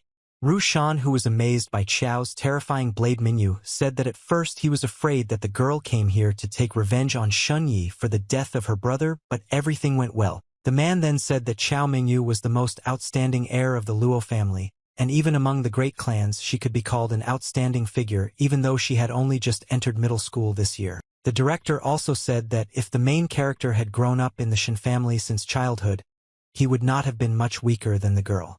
Xinyi did not attach any importance to this. As soon as the main character returned to his room, he began to worry greatly about the fact that people from the aristocracy wanted to kill him, because today he was convinced of how strong people from noble families were. The guy decided that he needed to learn some attacking moves quickly, so he asked Miktiti Kahiwa did he have nightmare crystals that would help him become stronger. Xinyi turned to Miktiti Kahiwi, asked if he had any crystals that enhanced skills. The skeleton replied that he only had those crystals that enhanced the skills of the undead, and they certainly wouldn't suit the guy. Xinyi was not at all happy to hear this and began to assume that he would only be able to learn attacking techniques after enrolling. In addition, the guy soon had to take exams. Suddenly the main character remembered that he had not yet looked at the backpack that Lo Man gave him. The guy quickly began to unpack his things, but apart from dry rations and a first aid kit, he hadn't found anything special yet. Unexpectedly, the main character took out a large nightmare crystal from his backpack and was very happy about this find. Xinyi immediately used the crystal, hoping that he would come across some good skill. The system told the guy that if he saw a tent with 3 daggers, he would be able to complete the quest. The main character was very upset because he did not understand what it meant. At the same time, Miktiti Kahiwa laughed and assumed that Lo Meng mistook the guy for a member of the Shadow Hand. After that, the guy began to think about the fact that he had already received notes today, so he could try to go to another world and look for something new. Then the main character turned to the skeleton and said that the land of the undead behind the secret passage had already been captured by soldiers of the human army, so he needed human equipment. A moment later, Miktiti Kahiva provided everything necessary and said that the guy would pretend to be a soldier guarding the border who managed to survive the attack of the undead. Xinyi asked what kind of crystal it was and learned that it was a symbol of faith that would be useful to him when meeting people. Entering the gate, the guy asked why the skeleton had been taking such good care of him lately. Miktiti Kahiwa replied that it was his gratitude for the main character saving him from death. In addition, the skeleton wanted to send the guy to the world of nightmares so that he would reach a certain position and be able to buy the materials that were needed to cure him. Soon Xinyi was already in another world where it was now deep night. The main character saw that on the battlefield, in addition to the mutilated corpses of people and the undead, there were still soldiers left. One of the men loudly called his comrade and said that there was a wounded man who needed help. Xunyi watched without drawing attention to himself as the soldiers carried their comrade to the main camp to provide him with the necessary medical attention. Since there were still soldiers on the battlefield, the main character believed that he could not act rashly, because if he was exposed before he found out everything, it would be bad. The guy also couldn't help but notice that there were a lot of corpses around that could be used to find out the necessary information. Without wasting any time, Xunyi activated his Dark Whisper skill to revive the undead giant and ask him a few questions. The guy showed his mask and asked if his interlocutor knew anything about this armor. Unfortunately, the answer was not comforting. Then the guy quickly ran to the other phone to ask the same question. The protagonist used his skill and asked the people and undead who had fallen on the battlefield if they knew what kind of armor it was, but no one could answer this question. All this took some time. Xinyi completely lost hope of finding out the necessary information and thought that all this was like looking for a needle in a haystack. Suddenly the main character noticed a corpse lying nearby. The guy saw the werewolf and thought that he could help him because his sense of smell must have been very keen. Shunyi revived the werewolf and showing the mask again asked if he had seen such armor or perhaps smelled a similar smell. The werewolf replied that this mask belonged to a man who now had only one hand left. Shunyi thanked the monster for his help and allowed him to return to the other world. Then the main character approached the lonely hand that was lying on the battlefield and began to think about whether his skill would work on it. Still he used Whisper of Darkness. At that very moment the severed hand began to tremble and try to move. The guy asked if she heard him. Suddenly the hand showed that very unusual gesture that indicated that the main character could ask his question. Shunyi was very happy because he already knew that this was the signature sign of the shadow hand and therefore asked the hand to help him find the information he needed. Immediately after this the hand clearly pointed the main character in the direction where he should go in order to find out everything he needed. Surprisingly the hand pointed to a leather boot that lay alone on the battlefield. It was still unclear how this could help the guy. Hearing the request for help, the severed hand immediately clearly pointed out to the main character the direction he should go in order to find out everything he needed. Surprisingly, the hand pointed to a leather boot that lay alone on the battlefield. It was still unclear how this could help the guy. Without wasting any time, Shunyi began to look at the shoes even though they stank badly. He soon realized that there was something inside. There were several things inside. At that moment, the system informed the guy that he had found a sufficient number of special items due to which the auxiliary ability knowledge was unlocked. The first item turned out to be the Dark Shadow emblem, which had a pattern of secret runes engraved on it and could be used to activate a special weapon. Upon learning of this, Shunyi immediately had one thought that he decided to immediately check, and to do this he needed to look into his equipment. The protagonist quickly took out his Night Light Blade and tried to activate the special weapon using the emblem he found. Surprisingly, it worked perfectly. The system reported that the item level had increased and that the Night Light Blade had turned into the Night Veil Sword. The main character did not expect this at all, so he was very happy with such an unexpected gift of fate. The guy also did not forget about the note that he found along with the emblem in the samag. It turned out that this was a task from the organization Hand of Shadow, which called on everyone to go to the battlefield to collect information about the undead that could be exchanged for a generous reward. Now Shunyi realized that Luomeng was also a member of the Shadow Hand, and so when he saw his armor he decided to help and gave him a crystal that indicated the location of the organization. Asked him about everything, but he knew nothing. The guy was not upset and tried to find out the necessary information from other undead, but no one knew anything because the soldiers could only fight. Shunyi was not at all happy about what he heard and realized that this task would not be so easy to complete. McTeedy turned to the main character Kahiwa, who was still in the spatial ring, said that he could give the guy all the information he needed. The guy was very happy because he really did have his own undead, but he asked if the skeleton was ready to give him this information because it was about his clan. McTeedy Kahiva explained that even though the undead were members of his clan, he had long held a grudge against them. Shunyi realized that his friend was not living very well among the undead. Meanwhile, McTeedy Kahiva asked what kind of information the guy wanted to receive, sensational or ordinary. The protagonist asked to tell something ordinary so as not to arouse suspicion. Then the skeleton said that the undead used new components to improve the guns, which could increase their power by 20%. Hearing this, the guy asked McTeedy if this information was too valuable. Kahiva replied that, in fact, the higher echelons were already aware of this, they just hadn't told others yet. Shunyi was very pleased with this because he could get a reward without doing much. In the distance, the guy saw a military camp and assumed that it was there that the Hand of the Shadow that gave the assignment was located. McTeedy Kahiwa unexpectedly advised the protagonist to pretend to be wounded so that the soldiers themselves would carry him to the military camp. Shunyi thought this was a good idea but asked how things were with medicine on the battlefield. The skeleton said that the effect of human medicine was best if a person had money because with money it was even possible to restore the skull. Then the guy asked what kind of medicine the undead McTeedy had. Kahiva, he replied that usually those who were almost dead were forced to commit suicide because treating them was too much of a hassle. The skeleton explained that they needed special spells and sacrifices from other people to cure the undead. Usually only high-ranking undead used this method. Having heard all this, the main character agreed that people really treated the wounded better, but unfortunately he did not have money. The skeleton suddenly said that he had money. Hearing this, the guy had an idea, so he approached the lifeless body of the undead giant. Xinyi wasted no time increasing his strength stats and began to lift the huge McTD hammer.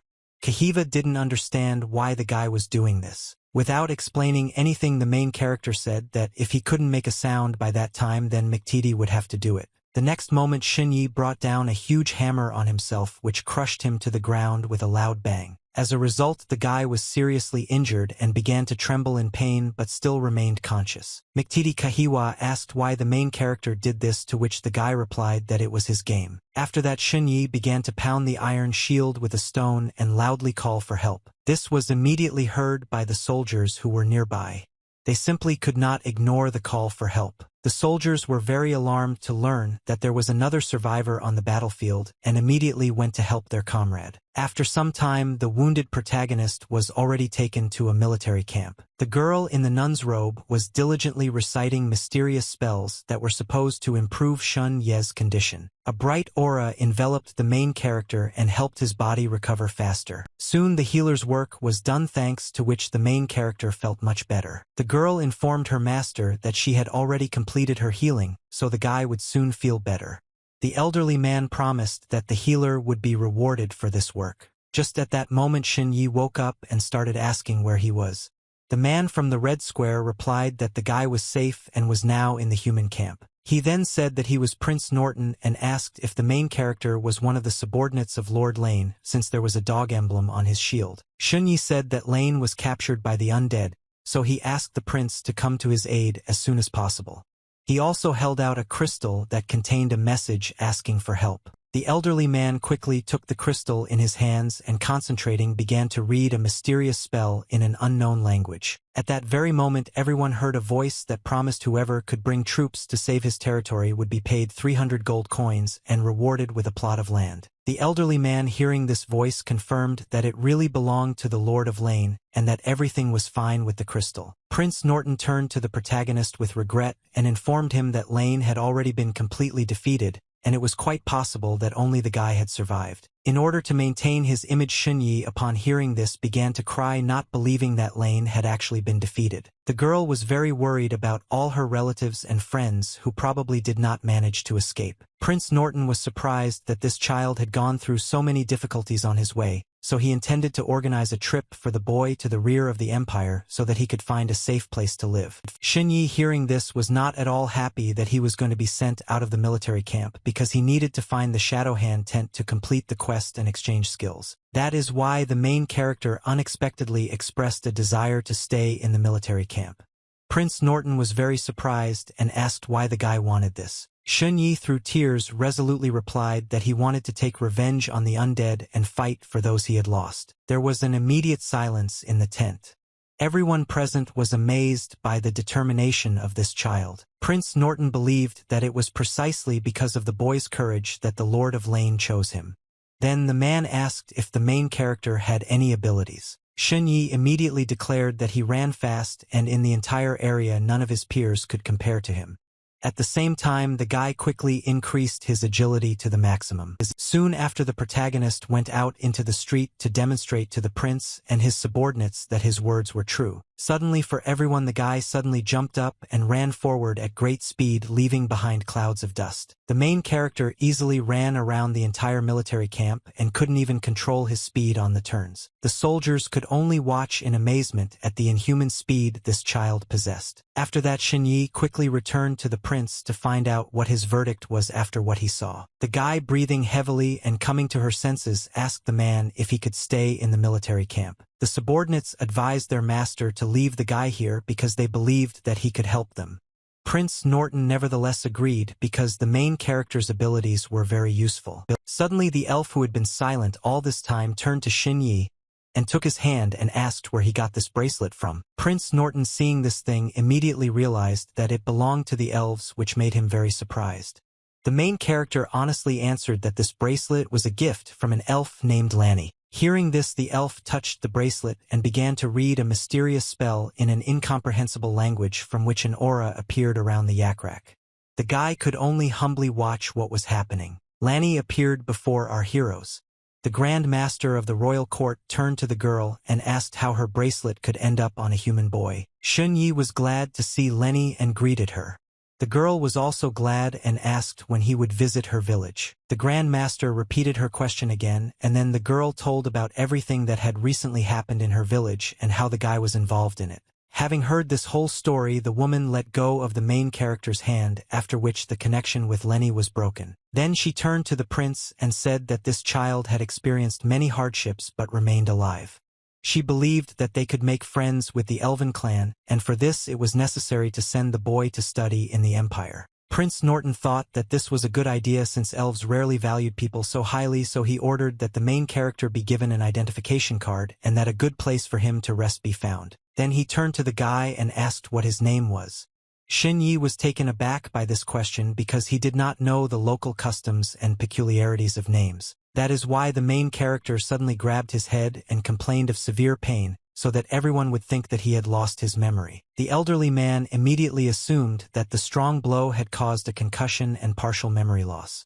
The guy mentally thanked the old man for these words. After this, Prince Norton kindly took the protagonist by the shoulder and said that he simply needed to go and rest. Finally, the man said that they would meet the main character again, calling him a guy who had survived adversity. At that moment, the system informed Xinyi that his reputation would be raised, and he was now called a boy who had survived adversity. The main character was not at all happy with this nickname, and wondered if it could somehow be removed. The system reported that there were two ways to cancel the entry. You could either become a hermit and wait until people forgot about you, or do things that completely contradicted the meaning of the nickname. Xinyi really wanted to get rid of this nickname, so he thought that the first option would suit him better because he would soon leave this world and return home. Then the main character asked the skeleton why all the phrases said by the prince had such a strong impact on his reputation, as Miktiti Kahiwa explained that this was because the prince was the eldest son of the imperial family and was heir to the throne. Meanwhile, the old man said that this unexpectedly appeared child was very interesting. The Grand Master immediately asked if the old man really saw something in him. The old man said that the main character really believed in the Hand of Shadow. This surprised him because people were not always so religious at a young age. The elf realized that her colleague spoke like that because of the short blade. Prince Norton also saw the main character with this blade and knew well that only high-ranking people had this thing. The man did not expect at all that, while walking around, he would stumble upon such a talented person. After some time, Xinyi found the same tent in the military camp that had a sign with 3 swords on it. The guy went inside and began to look around, believing that this was where the camp of the Hands of Shadow organization was located. Soon the main character saw a man who was processing the skin of a wild animal and did not react at all to his greeting. Then Xinyi made that same hand gesture and wished for the stranger to have his shadow come with him. The man immediately responded to the greeting with the same gesture, and calling the guest his brother, asked what news he had. Xinyi wasted no time taking out the crystal and said that he got it from the undead. The man thought that it was a good thing and asked what the guy wanted in return. The main character chose to look at the entire assortment. The man immediately began to assure that he had a lot of good things and guaranteed that the guy would be delighted. The first thing the man showed was a combat dagger that was coated with a special poison. This weapon was most suitable for assassins on the battlefield. Xinyi was overcome weapons, however, not very impressed. He asked if the man had anything else. Then the man suggested looking at the next lot. Suddenly the man began to blow loudly. It was like a whistle calling someone. Xinyi was taken aback and watched intently to see what would happen next. Soon a horse appeared near the entrance to the tent and quickly ran up as soon as it heard the sound of the whistle. At some point, something strange began to happen to the animal. It seemed that she died. As soon as the horse fell to the ground, the man calmly explained that she was pretending to be dead when someone looked into her eyes. Xinyi saw all this and asked if the horse and dagger came in one set. The man confirmed this, but the boy wanted to look at something else. The man immediately showed off glasses that, according to him, penetrated light. He explained that with these glasses the protagonist could see money and other valuables on a person's body, even through clothes.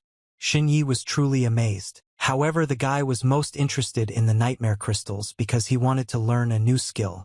The man replied that due to military action supplies were limited, so he only had 2 crystals. The first of them gave the opportunity to master the technique of bleeding, which allowed the enemy to bleed. It could be used with various types of weapons, but this crystal gave only basic knowledge of the technique. The second crystal was called Storm and had a counterattack technique that could push back enemies and their weapons. The man asked which crystal Xinyi chose. The main character wanted to get both of these crystals, but suddenly a mysterious voice addressed him which had already helped the guy before and now advised him to choose the Storm crystal. Xinyi was very surprised when he heard the voice of that mysterious something that had previously pointed out to him and given him the short sword light of the foot. Now this voice advised the guy to choose the crystal Storm. Ignoring the merchant, the guy asked why he had to make that particular choice. The voice explained that it was a technique from another world. Then the protagonist had to figure out how to obtain the undead race's shadow technique and the beast lord race's thunderclap technique in order to combine them with the moon deer and storm. According to the mysterious voice, all this was necessary for the guy to reveal the true secret. Intrigued, Xinyi still trusted the voice and chose the storm crystal. Without wasting any time, the protagonist used this crystal to learn a counterattack technique that could push back enemies and their weapons. At that moment, new knowledge filled Xinyi's consciousness, accompanied by beautiful effects. The merchant then said that the storm was just a basic technique, while the reward value for the information the guy provided was higher, so he could offer something else. Xinyi didn't need anything else from the offered goods, so the man, in order to compensate for the difference in price, gave the main character a bag with a piece of gold inside. The merchant's tent, the boy turned to Miktiti Kahiwi, asked if he could get him the skill of the undead race. The skeleton reminded that, in order to use the skills of this race, there had to be fire in the soul. He was very surprised when Xinyi asked him for a shadow skill because it required a lot of agility and spiritual power but was essentially useless.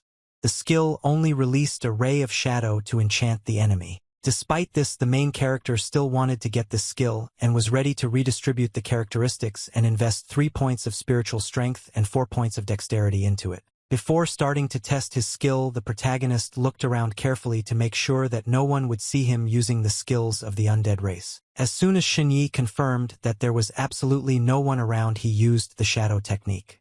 At that very moment, an ominous shadow appeared out of nowhere and quickly moved forward. Having flown some distance, the shadow suddenly began to slow down and literally dissolve in the air. This is where the effect of the technique ended. Xinyi was not at all impressed by what he saw and thought that this skill only looked scary but had no other advantages.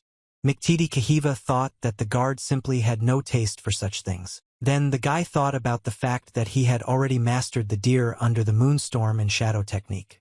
Now he only had to acquire the thunderclap skill in order to see what would happen when all this was combined. Suddenly, one of the knights who had been looking for him here for a long time approached the main character. He congratulated Xinyi and said that due to his brave deeds, the king personally decided to reward him with a badge of bravery and a letter of recommendation. The guy didn't understand why he needed all this, but he still thanked him for the recognition.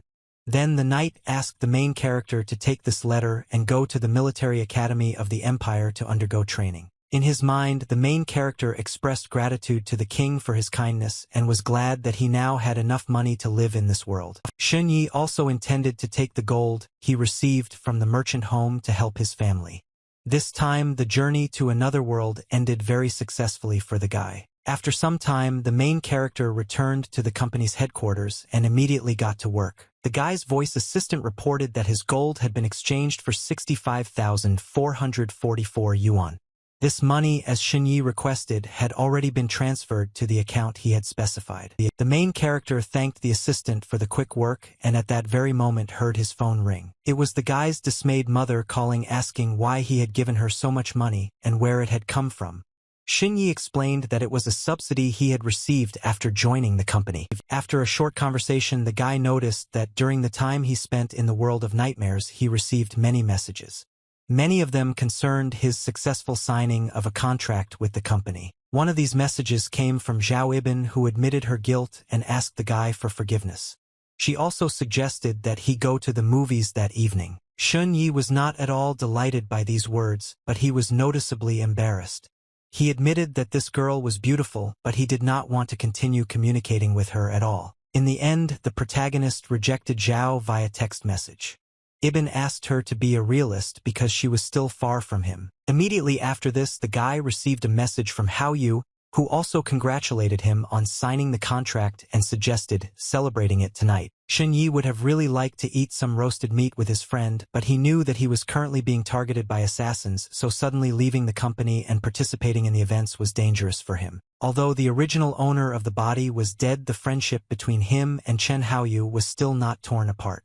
The protagonist had never felt such a feeling of sincere and pure friendship before, so he did not want to lose his friend. Coming soon from Chen Haoyue received another message in which he asked permission to look at the company from the inside because this was his main dream. Shen Yi thought that this was a great idea. It was very safe here, and he could not only satisfy the guy's curiosity but also spend time with him, so he immediately made an appointment to meet in the lobby. Soon Shen Yi went down to the lobby of the company headquarters to meet his friend Chen. Haoyu promised that he would be here in 10 minutes. Suddenly the main character stopped abruptly and began to become noticeably nervous when he saw what was happening ahead. Right in the middle of the hall stood a large group of people.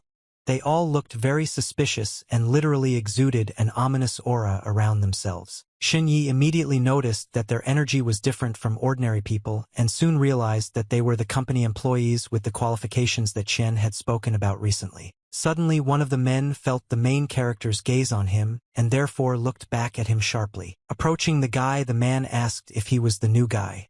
Shen Yi, trying to remain calm, confirmed this and then apologized for disturbing him with his gaze. To his surprise, the man suddenly smiled good-naturedly and said that everything was fine. Then he said that when he was a newbie, he also looked at his senior colleagues in the same way. Hearing this, the main character noticeably calmed down and assumed that the man at that moment wanted to become like his elders, but this was not at all the case. Remembering those times, the creepy man suddenly replied that when he looked at them, he felt a sense of hatred and a desire to tear everyone to pieces. Shen Yi didn't expect such an answer at all, so now he was afraid to comment on these words in any way, but the power of this professional amazed him. Suddenly, the man was distracted from his conversation with the main character because he noticed a girl who was passing by. The man greeted Vina and asked if she was working today. He really wanted her to have dinner with him today. The next moment, Vina pointed her gun at the man and bluntly stated that if he continued to pursue her, she would rip his skin off like she had that demon a few days ago. The man accepted this refusal and left. After that, the girl turned to Shen Yi and said that a certain Chun wanted to meet with him. Haoyu Guy explained that it was his classmate, so he should be let in. Hearing this, Vina asked the protagonist to stay here while she brought his guest here. Shen Yi immediately said that the girl should not worry because he himself could meet his friend. To this, Vina replied that even here it could be dangerous now, therefore Chen Jushan gave them all instructions to guard the main character. Shen Yi had no choice but to accept these conditions and humbly wait for his friend away from the front door. Soon Chen Haoyu was already inside the company's office and was amazed at how luxurious it was here. He literally didn't have enough eyes to see everything here. The guy also said that Shen Yi was very cool and he couldn't even imagine the excitement he caused at school with this contract signing. The protagonist did not want to talk about it and suggested his friend to go to Chen's canteen. Haoyu was not yet golden, so he expressed a great desire to see where exactly the guy lived. After a short wait, the elevator doors opened. Our heroes saw that it was almost filled with other company employees. However, the friends still went inside. Shen Yi asked Chun to Haoyu, who never ceased to be surprised by everything, chose the 105th floor on the control panel. At this moment, the main character received a message from Chao Minyu, who reported that when the boy was subjected to an anomalous attack in the hospital, the nurse saw everything that happened. Shen Yi must have watched. The video showed a man whom Chao Minyu suspected that it was he who got rid of the unnecessary witness. The video clearly showed a young guy walking quickly down the corridor and looking around carefully as if he was looking for someone. His face was hard to see, as if he was deliberately walking in such a way that the camera would not capture him. At the same time, the guy was carrying an object in his hand that looked like a short knife. While Shen Yi was watching this video, Chen Haoyu continued to send him messages informing him that she had checked the people around the protagonist again. Suddenly, Shen Yi began to feel a strong sense of excitement, as if he had seen something he had not expected to see at all. It turned out that the guy who was caught on video was Chun Haoyu. According to Chao Minyu, this man behaved very strangely at school yesterday morning and seemed to be looking for something. Shen Yi was surprised that his friend was looking for him yesterday morning. He remembered that at that time he was in the nightmare world, so Chen Haoyu couldn't find him even after going around the entire school building. When the elevator reached the 18th floor, everyone except two friends got out of the elevator so Chun Haoyu could feel the protagonist's gaze on him. Chun Haoyu immediately turned to the guy and asked what was the matter. At this time, Chao Mingyu continued to write messages and ask Shen Yi to be careful when meeting this person. Soon our heroes arrived at the 105th floor of Chun Haoyu said with admiration that he had never risen to such a height. He envied his friend in a good-natured way. The guy also asked to quickly show where the main character's apartment was. He really wanted to look at it. Shen Yi answered without enthusiasm that it was right opposite the elevator. Chun Haoyu immediately understood what apartment they were talking about. Could be said that they had already arrived. Suddenly Chun Haoyu, without leaving his character, attacked the main character with lightning speed. Shen Yi unfortunately didn't have time to dodge and therefore suffered greatly from the unexpected blow to the head. It turned out that Chun Haoyu used his skills to thrust a pen into the protagonist's head, causing blood to immediately spray out in all directions. A moment later, the guy began to study the bright light and his body gradually dissolved into the air. Chun Haoyu, he realized that it was an illusion, but he did not expect at all that his friend possessed such powerful techniques. While the villain was confused by what had happened, Shen Yi took advantage of this moment and attacked him from behind. It turned out that the main character had distributed his characteristic points in advance, and now 3 types of abilities were available to him at once. Using the skill Deer Under the Moon as a basis, he discovered a new technique called Heaven Shaking.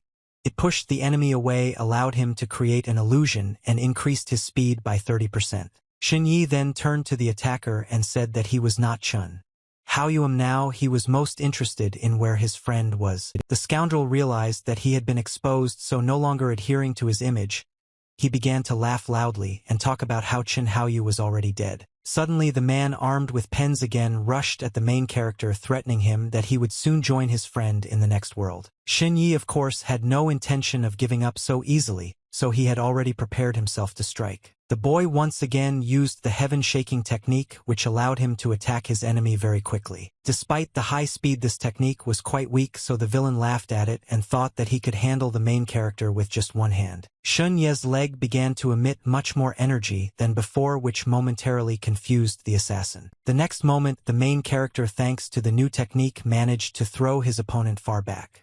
The villain did not expect this at all. After that, the guy quickly took out a gun while being surprised that, by combining low-level skills, he managed to create a new powerful ability. Without wasting any time, Shen Yi started shooting at the villain, but he managed to dodge absolutely all the bullets fired. As soon as the guy ran out of bullets, the woman began to fearlessly approach him, simultaneously saying that his skill with a pistol left much to be desired. At that very moment, the entire company headquarters went into alarm. The voice assistant reported that a gun had been found on the 105th floor, so all professional fighters had to immediately go to the scene and check everything. Just a few minutes later, the building was already surrounded by planes. After all this, it became clear that Shen Yi had not been shooting to hit his opponent. Suddenly, 4 shots were heard in the corridor. The fired bullets hit the target and literally tore off the scoundrel's arms and legs. Turned out that these shots were fired by one. The girl was indignant that the scoundrel managed to trick her. At the same time, Shen Yi did not hide his surprise at how quickly help arrived. Without wasting time, Weina roughly grabbed the scoundrel and began to ask who sent him to kill Shen Yi. In order to quickly find out the answers, she threatened to rip the man's skin off if he did not speak. In response to this, the man only laughed and with the last of his strength said that the girl would not find out anything from him. After that, the villain began to roll his eyes and release white foam from his mouth. Vina realized that the man had swallowed the poison hidden in his mouth. She regretted that she had not hit him at the right moment. Then the girl began to say that she had never seen anyone with such high-quality disguise. Now all she had to do was report everything and look for other evidence. Vina looked at the lifeless body of the killer and said that she had never seen anyone with such a high-quality disguise. Now all she had to do was report everything and look for other evidence. Soon Qian Zhushan was informed that the technical department had deciphered everything, and it turned out that the attacker was a killer with excellent skills, but he had nothing that could confirm his identity. There was also no information about this scoundrel in the database, so Vina was already powerless here. The man found this not surprising at all, since this killer had excellent skills in working with leather, and even the company's security system was unable to discover his true identity. Qian Zhushan felt that there was no more use for this corpse, so he suggested returning, but Shen Yi suddenly expressed a desire to stay here a little longer. The man was not against this because he believed that this child felt death very well and could perhaps feel something. Soon the boy was left in the morgue all alone. Without wasting any time, the protagonist used the dark whisper skill and ordered the dead man to get up and answer his question. The killer, who returned from the other world, was first of all very surprised that the guy could communicate with the dead. However, he laughingly declared that he would not tell the main character anything, so all his efforts were useless. Miktiti Kahiwa had never seen such a reaction from a corpse to the dark whisper technique before. He didn't know what would happen if the dead man didn't speak, but he assumed that this show would be very interesting. A moment later, the killer found himself in a sinister otherworldly world. He was nailed to the wall, which left the villain perplexed. Of the dead began to emerge from the wall, and their hands firmly grabbed the man. At the same time, small bright sparks appeared around. The next moment, a scorching flame enveloped the villain, and the dead began to tear his flesh with their bare hands. All this frightened the man very much and brought him terrible pain. Shun Yi humbly watched as the fire consumed the killer. He didn't expect anything like this, but he didn't interfere with this process for now. Very soon the fire died down significantly, and it became clear that only charred bones remained of the killer's body. Mysterious fire lit up in the villain's eyes, and his bones began to grow muscles.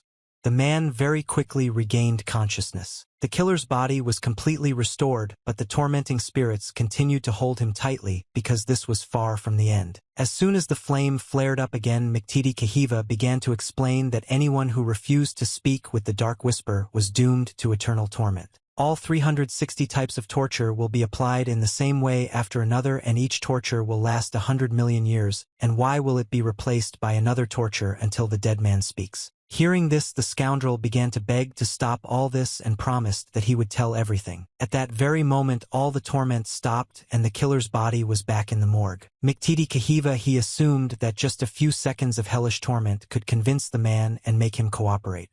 At the same time, Shin Yi took out his phone. The main character dialed the right number and called someone.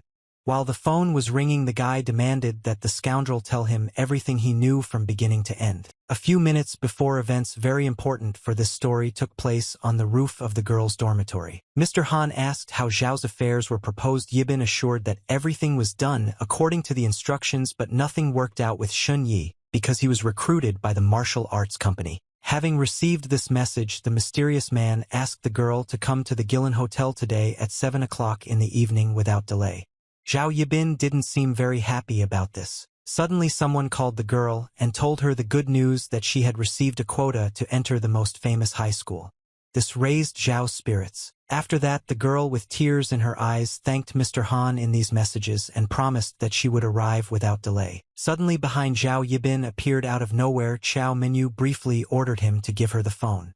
For some reason she was interested in who the girl had just spoken to. Zhao Yibin immediately began to indignantly ask who the stranger was and why she had to give her anything at all. Chao Minyu had no intention of explaining anything to the girl, but she needed to get her to cooperate as quickly as possible, so she dared to take extreme measures. The next moment, the girl swung her sword with all her might towards Zhao's head.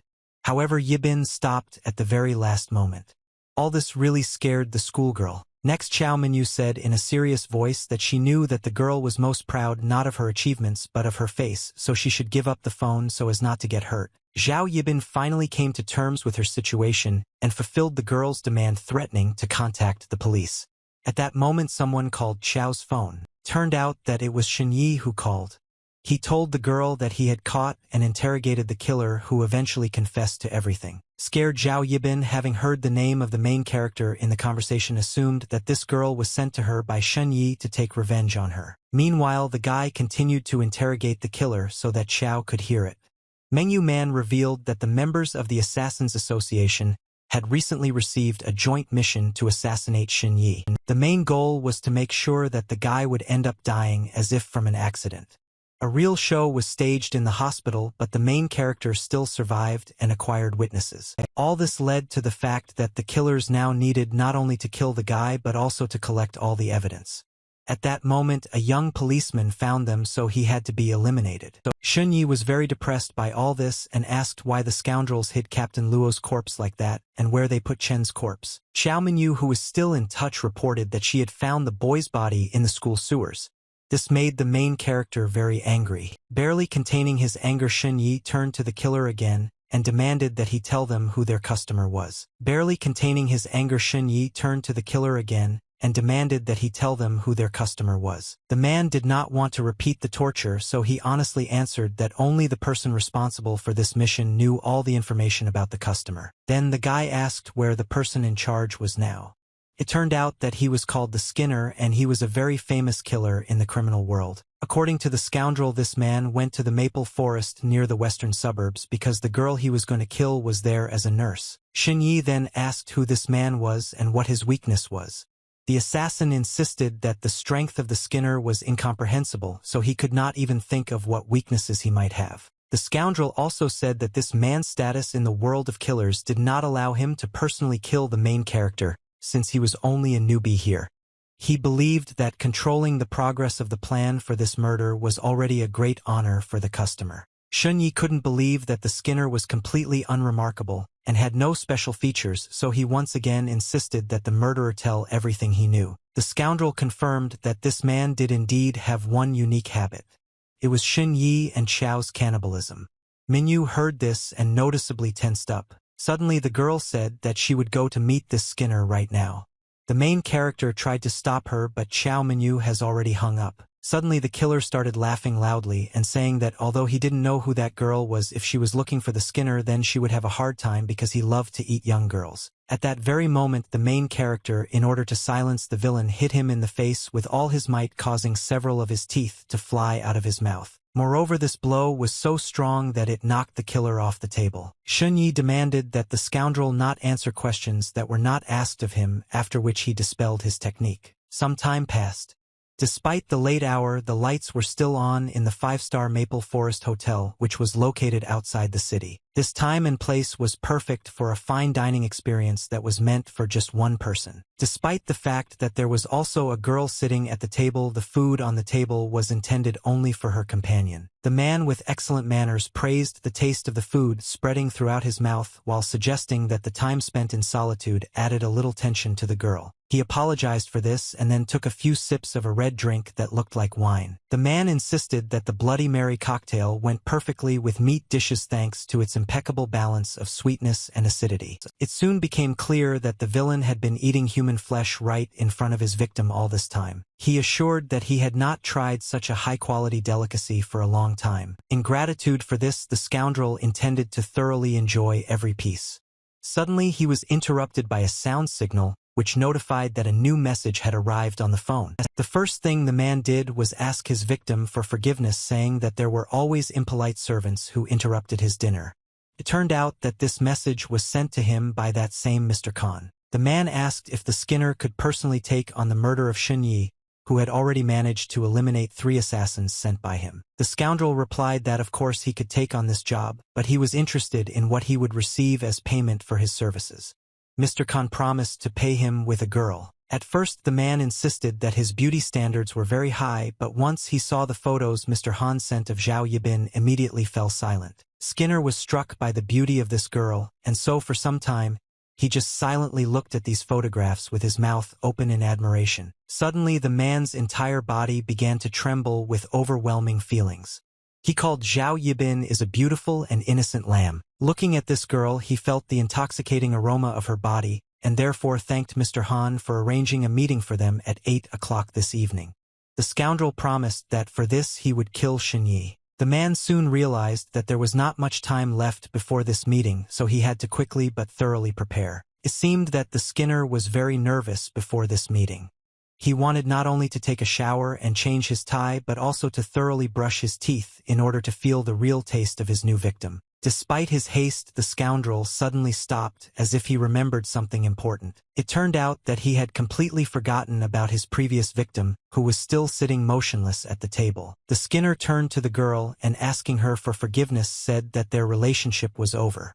At the same time, the scoundrel, using his abilities, released several threads from her hands. These threads quickly caught up with the girl and wrapped themselves around her body. For her, this was the end. The next moment, the villain literally tore his victim to pieces, explaining that he simply could not allow her to upset his guest. Meanwhile, the artificial intelligence confirmed Shin Ye's identification and asked him to utter a phrase that would be his unique summoning. After thinking for a bit, the guy said that in just 10 steps a person could lose his life. This phrase was accepted, so the glowing ball standing in the middle of the room began to disintegrate. Soon turned out that there was a very powerful motorcycle hidden in this ball. Shin Yi was very surprised and thought that it looked like the Ghost Rider's motorcycle. Qian Zhushan, he said that this motorcycle had liquid cooling, a 4-cylinder engine, a light alloy body, a transformable horizontal suspension, and the company's proprietary Angel Wings flight system. The main character couldn't believe that this motorcycle could also fly. The man advised the guy to use automatic mode for the flight for now. Without wasting any time, Shin Yi sat on the motorcycle to experience all the comforts.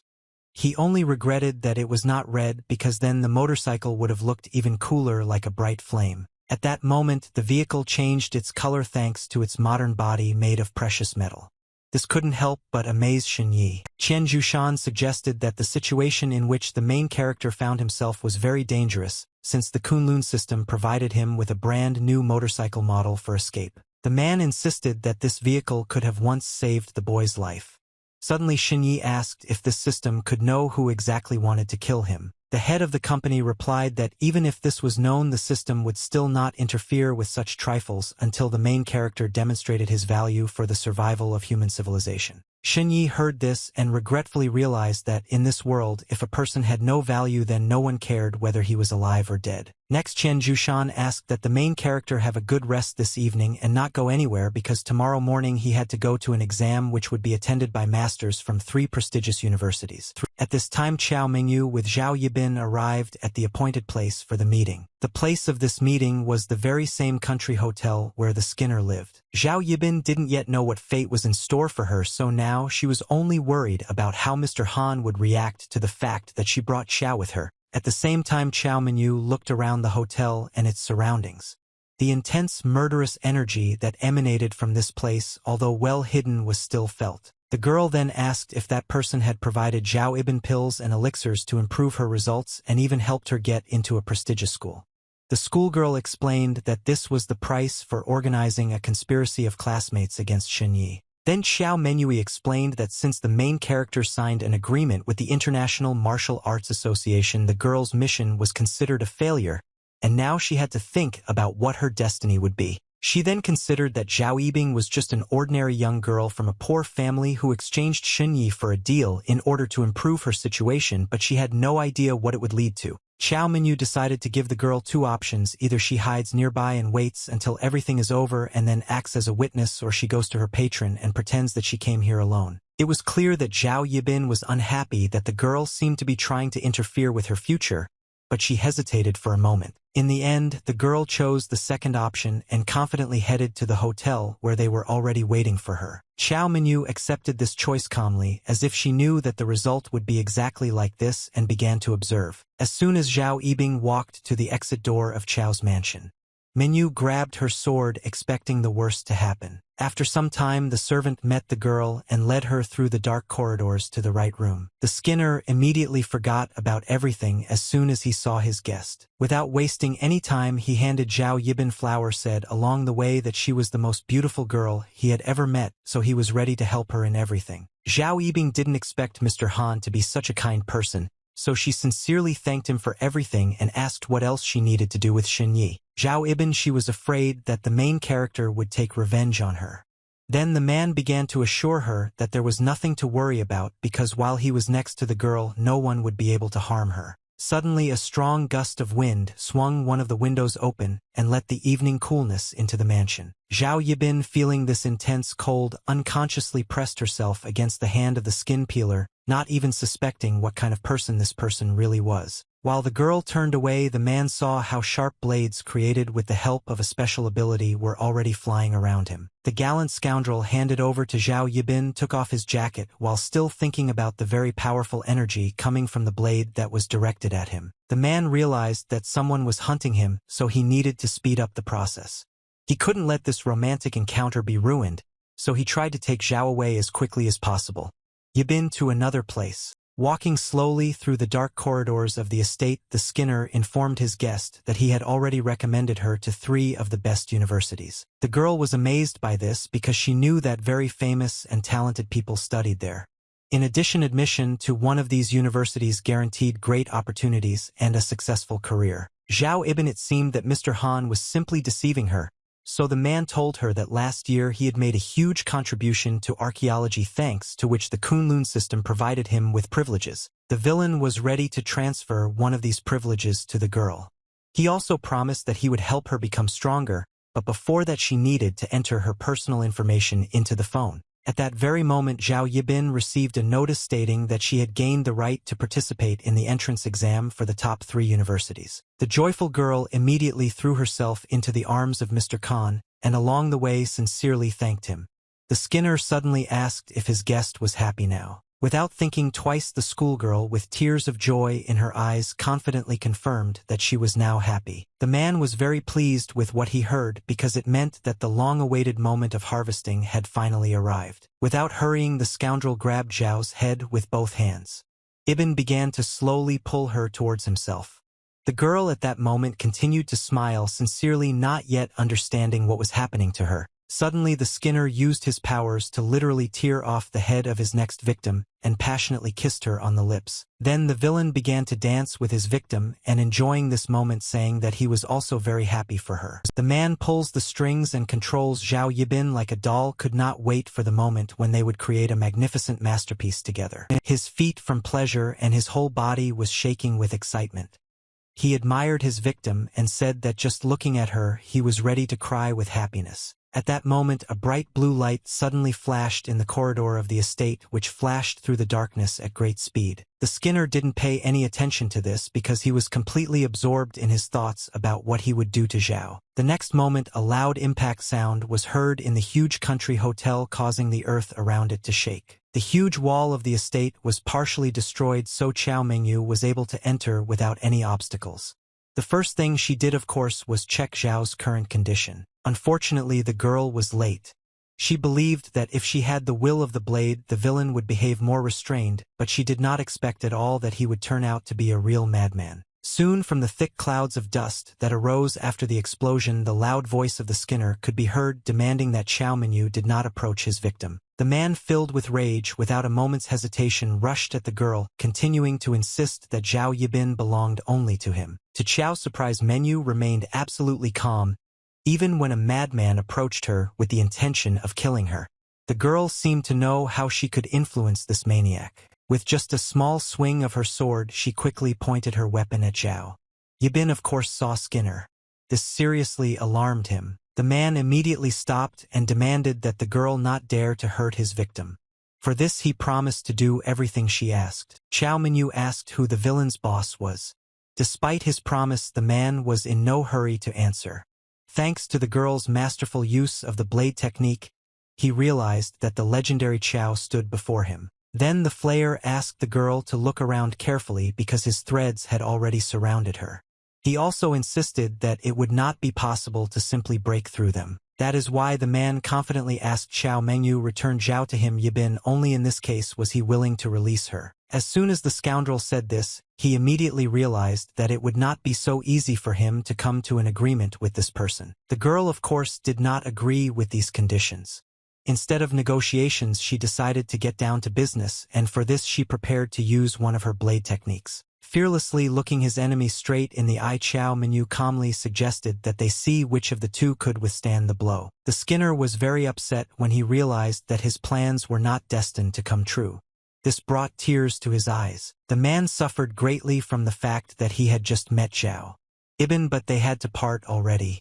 The scoundrel also regretted that he had not had time to taste the flesh of his victim. Due to severe stress, the scoundrel suddenly had two conflicting feelings. One of them was that Zhao Yibin was the ideal victim, while the other insisted that it was Chao who had to be eaten. Eventually, the Skinner fell into a real madness, which was accompanied by uncontrollable anger. Now he was determined to devour two girls at once. Chao Mengyu took what she saw with complete calm, but immediately decided that now even the threat of death would not be able to influence the scoundrel. Having realized this, the girl decided to resort to a different approach and unexpectedly offered the maniac to make a deal. Xiao Menui explained that if the scoundrel tells who was behind him, then she will not only return to him, Zhao Ibn will also allow them to try to kill her. The Flayer responded that even if this deal does not happen, he will still be able to get Xiao's body. Minyu simply killed her. The girl did not deny the fact that the man would be able to overcome her, but there was no guarantee that he would get her entire body. She also guaranteed that no matter whether the man succeeded or not, she would not rely on the strength of the Luo family, and would not allow any of them to take revenge on him. Hearing this, Skinner became noticeably calmer, but he still did not fully believe that Xiao Minyu told him the truth. In order to convince the maniac, the girl could not give him anything other than her word of honor. This situation amused the man because the betrayal of the puppeteer was tantamount to breaking the rules of the League of Assassins. In the future, he too could face persecution from the League. Xiao Menui remaining just as serious, she asked if the scoundrel was really scared. The Skinner immediately began to deny this and say that in order to get the girl, he was ready to make any sacrifice. Xiao Menui warned that in any case she would not give up so easily. This did not frighten the scoundrel at all, because on this wonderful night he had a chance to get two beautiful works of art at once. The man then took Zhao Ibn, took him into his arms, and said that before he said the name of the puppeteer, he would like to send the girl to a safe place because it was unknown what would happen after that. At this time, Xin Yi stood on the roof of a skyscraper and looked into the distance, wondering if everything was okay with Xiao Minyu. After all, he couldn't get through to her. The main character was sure that the Skinner was not a serious rival for the girl, but he was worried that she could get into some kind of danger. In the end, the guy even turned to the skeleton and asked if he thought Xiao had Minyu's chances of defeating the villain. Miktidi Kahiva answered honestly that the girl couldn't cope. The main character was very surprised by this answer because he saw with his own eyes what Xiao was capable of. Minyu's skeleton explained that she simply wouldn't be able to dodge the attacks of the skin reminder. No matter how hard it was, Shun Yi eventually agreed that his friend was indeed in danger now. Despite this, Miktidi Kahiwa asked the boy to stop thinking about it and go to bed. The protagonist continued to think that at first he wanted to rely on Xiao Minyu to find out the truth, but ended up only putting her in danger. He was afraid that the girl would repeat the fate of her brother and Chen. Shun Yi believed that Xiao Minyu was the only one who tried her best for this matter, so he simply couldn't let her die. Suddenly the phone rang, which quickly distracted the guy from his sad thoughts. An unfamiliar number was calling him. The main character was sure that it was definitely not Xiao who called. Minyu, however, still answered the call. The voice on the other side immediately asked if she had reached Xinyi. Having heard a positive answer, the girl said that according to her mother she should find Xinyi and contact the police if she could not contact her. The child also explained that her mother was the nurse who saw the protagonist encounter the ghost that day. Xinyi immediately asked where that woman was now. The girl replied that they were supposed to meet at the mausoleum in the western part of the city, but she couldn't get through to her mother. Hearing this, the guy decided to go there. Miktidi Kahiva was categorically against this. However, the guy probably meant that the witness might have already been dead, and he didn't want the girl to feel lonely. Before setting off on his journey, the guy took a motorcycle with him and armed himself. The skeleton continued to insist that it was very dangerous there, so the main character could simply die. Despite this, Xinyi believed that he could only obtain information through force. In other words, if he wanted to get to the truth, he had to rely only on himself. Miktidi Kahiwa still thought that all this was useless. Besides, they were on the 105th floor and all the exits and elevators were closed. However, Xinyi had a way to quickly leave the skyscraper. Suddenly, the main character pushed off the ground with force and made a small jump forward to the edge of the roof. Miktidi Kahiva assumed that the guy was going to fly away on a motorcycle, but this could create a lot of noise. Without explaining anything, the main character redistributed all his characteristics to agility. The skeleton hoped that the guy was not going to jump down because even if his agility reached 30 points, a jump from such a height would still be fatal. Xinyi calmly replied that he had to do it. Then he thoughtfully looked at the scientific sky full of clouds and lightning, which was the best cover for him now. The next moment, the main character took a step forward and quickly flew down, which greatly frightened Miktidi. Completely relaxed and with his eyes closed, the main character only felt the howl of the cold wind. Even though Xinyi was rapidly approaching the ground at this moment, he was only thinking about the fact that it would rain tonight. While the main character fearlessly flew down from the high McTD skyscraper, Kahiva kept screaming in fear. The skeleton threatened that if the guy died, he would resort to the powers of necromancers to resurrect him and make the main character a brainless corpse. Xunyi did not react to these threats. Before he even reached the ground, he suddenly summoned the gate to the nightmare world, which greatly surprised McTD. The main character ran into the world of nightmares, but due to the high speed he continued to fall down, so the guy again called the gate, but this time they led to the ordinary human world. Xunyi jumped out of the nightmare world and continued to fly down.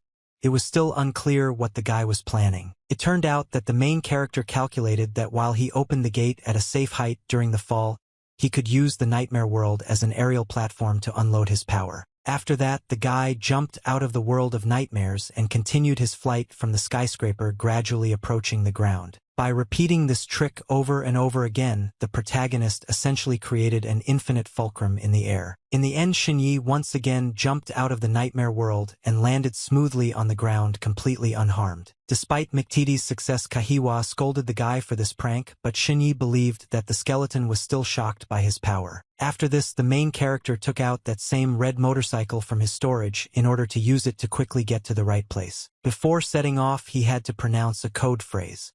The motorcycle's artificial intelligence, having heard the necessary words, confirmed the password, after which the engine started. Ignoring the road markings, Xunyi sped off into the distance at full speed along the quiet streets of the night metropolis. After some time, the guy stopped near an inconspicuous cafe on the western outskirts of the city. It was here that the girl who had recently called him should now be. Upon entering the cafe, the main character immediately saw the child and assumed that it was she who had called him. The girl confirmed this and then asked if the guy had seen her mother, since she still couldn't get through to her. Xunyi replied that he was going to go look for her. He also asked if the girl had called the police. Turned out that no one answered the call. The guy decided to call himself and was very surprised when no one at the police answered his call. Meanwhile, the girl continued to ask if her mother was alive and if Xunyi would help find her. The girl had no father, so the main character decided to first take her to a safe place and then go in search of her mother. The guy turned to the motorcycle's artificial intelligence and asked it to take the child to the company and then return to him. The system quickly built a route and determined that the entire journey would take 5 minutes 40 seconds. The girl was very scared, so Xunyi encouraged her and assured her that the place where she was about to arrive was very safe. Then the main character promised that he would find the child's mother and then take her to her, but for now the girl had to wait a little. The frightened child, who was no longer able to hold back his tears, finally trusted the protagonist and agreed to follow his instructions. Immediately after this, the motorcycle engine started and fire immediately burst out of the exhaust pipes. As soon as the child left, McTD Kahiwa asked if the guy was really going to look for the woman. He thought it was a waste of time. Besides, this child could become a burden for the guy. Xunyi replied that the girl's mother had nothing to do with it, but still suffered greatly because of him. He felt guilty about it.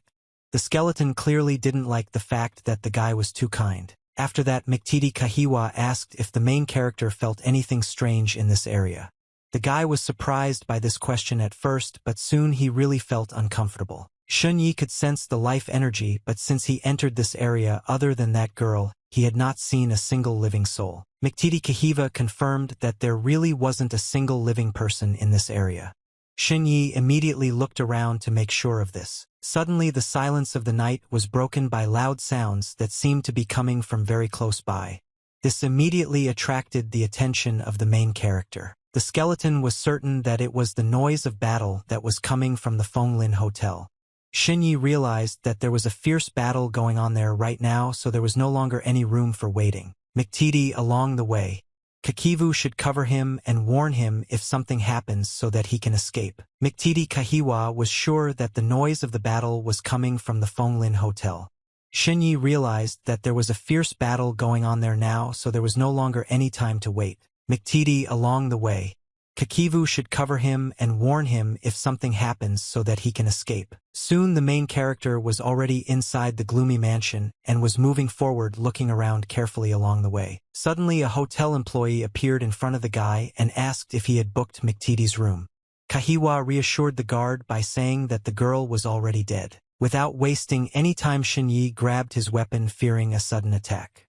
At the same time he used Shadow Whisper and asked the girl how she died and what she was doing here anyway. The girl obediently replied that they were all killed by their master.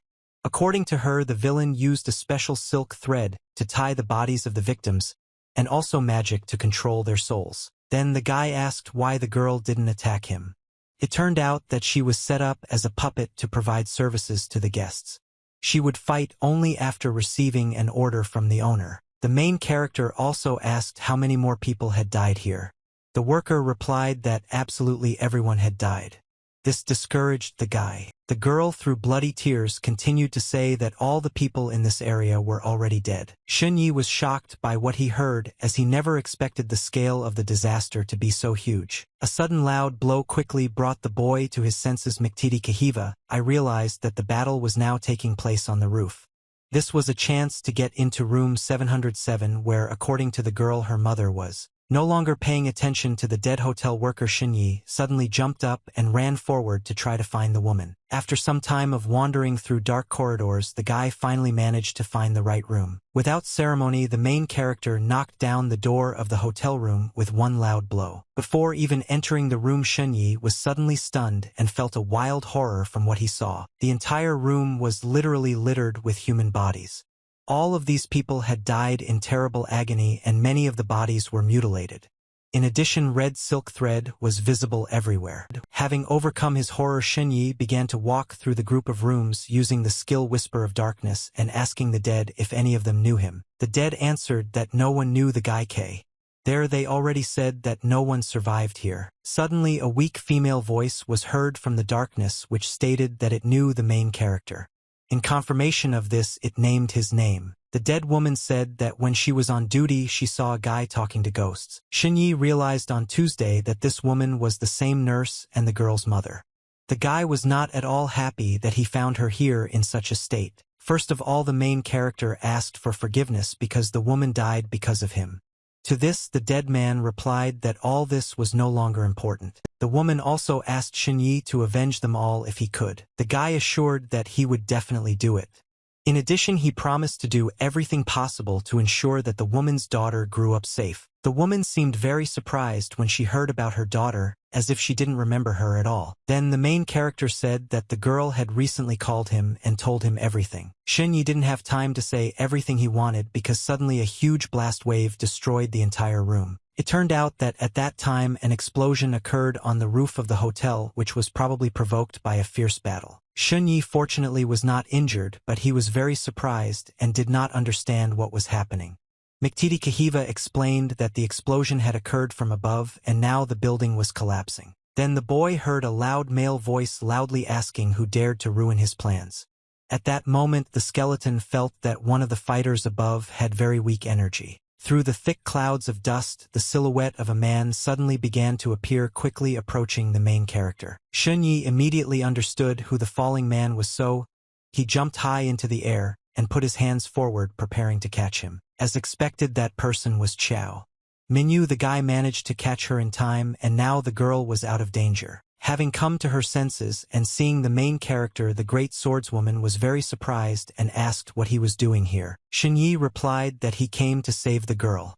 She was very skeptical that the guy had insignificant strength, but he still came here. Then the girl sighed heavily and thought about how she had to suppress her strength so that the enemy would fall for her trick, but the appearance of the main character ruined everything. However, even in this case, Chao Mengyu still had an ace up her sleeve that she was determined to use for Shunye's sake now. Suddenly the girl felt a strong blow to her neck from the main character. Shunyi asked the girl for forgiveness while thinking that since she was a great swordswoman, he needed to give it his all to knock her out. Chao Mengyu, of course, was not happy about this and was going to explain to the guy that he was wrong, but consciousness quickly left her. After this, the main character again asked for forgiveness and explained that he simply did not want the girl to find out his secret. Of course, it was about the gate to the world of nightmares, which Shunyi immediately used to go with. Chao Mengyu left the battlefield in his arms. Meanwhile, the Skinner is leisurely strolling through the ruins of the hotel, not understanding where his opponent has disappeared to. The scoundrel assumed that the girl wanted to play hide and seek with him and thought it was funny. The entire hotel was littered with the man's eyes and ears, so now he was intent on having some fun.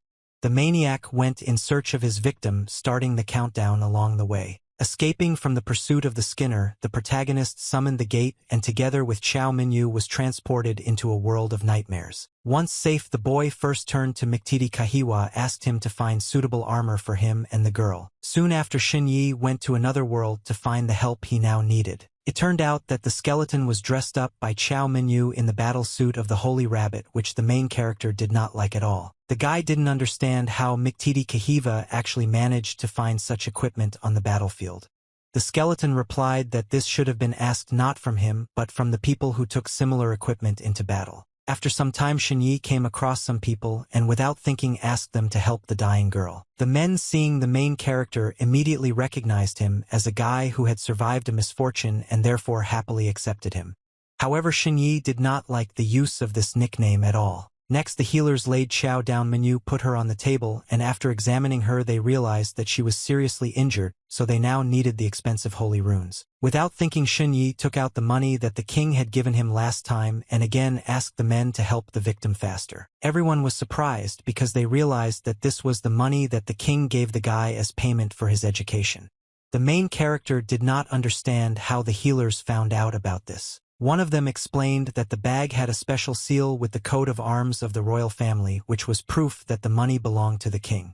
This bag alone was worth a lot of money. Shinyi was tired of explaining, so he demanded that the men stop talking nonsense and quickly start saving Chao Minyu before she gets worse. The healers immediately declared that they would do everything possible to save the girl, after which they set to work with great enthusiasm. For some time, the men diligently recited spells and used various abilities to cure Chao Minyu. All this was accompanied by a mesmerizing visual effect that impressed Shinyi. The main character was also surprised that absolutely all the healers started working.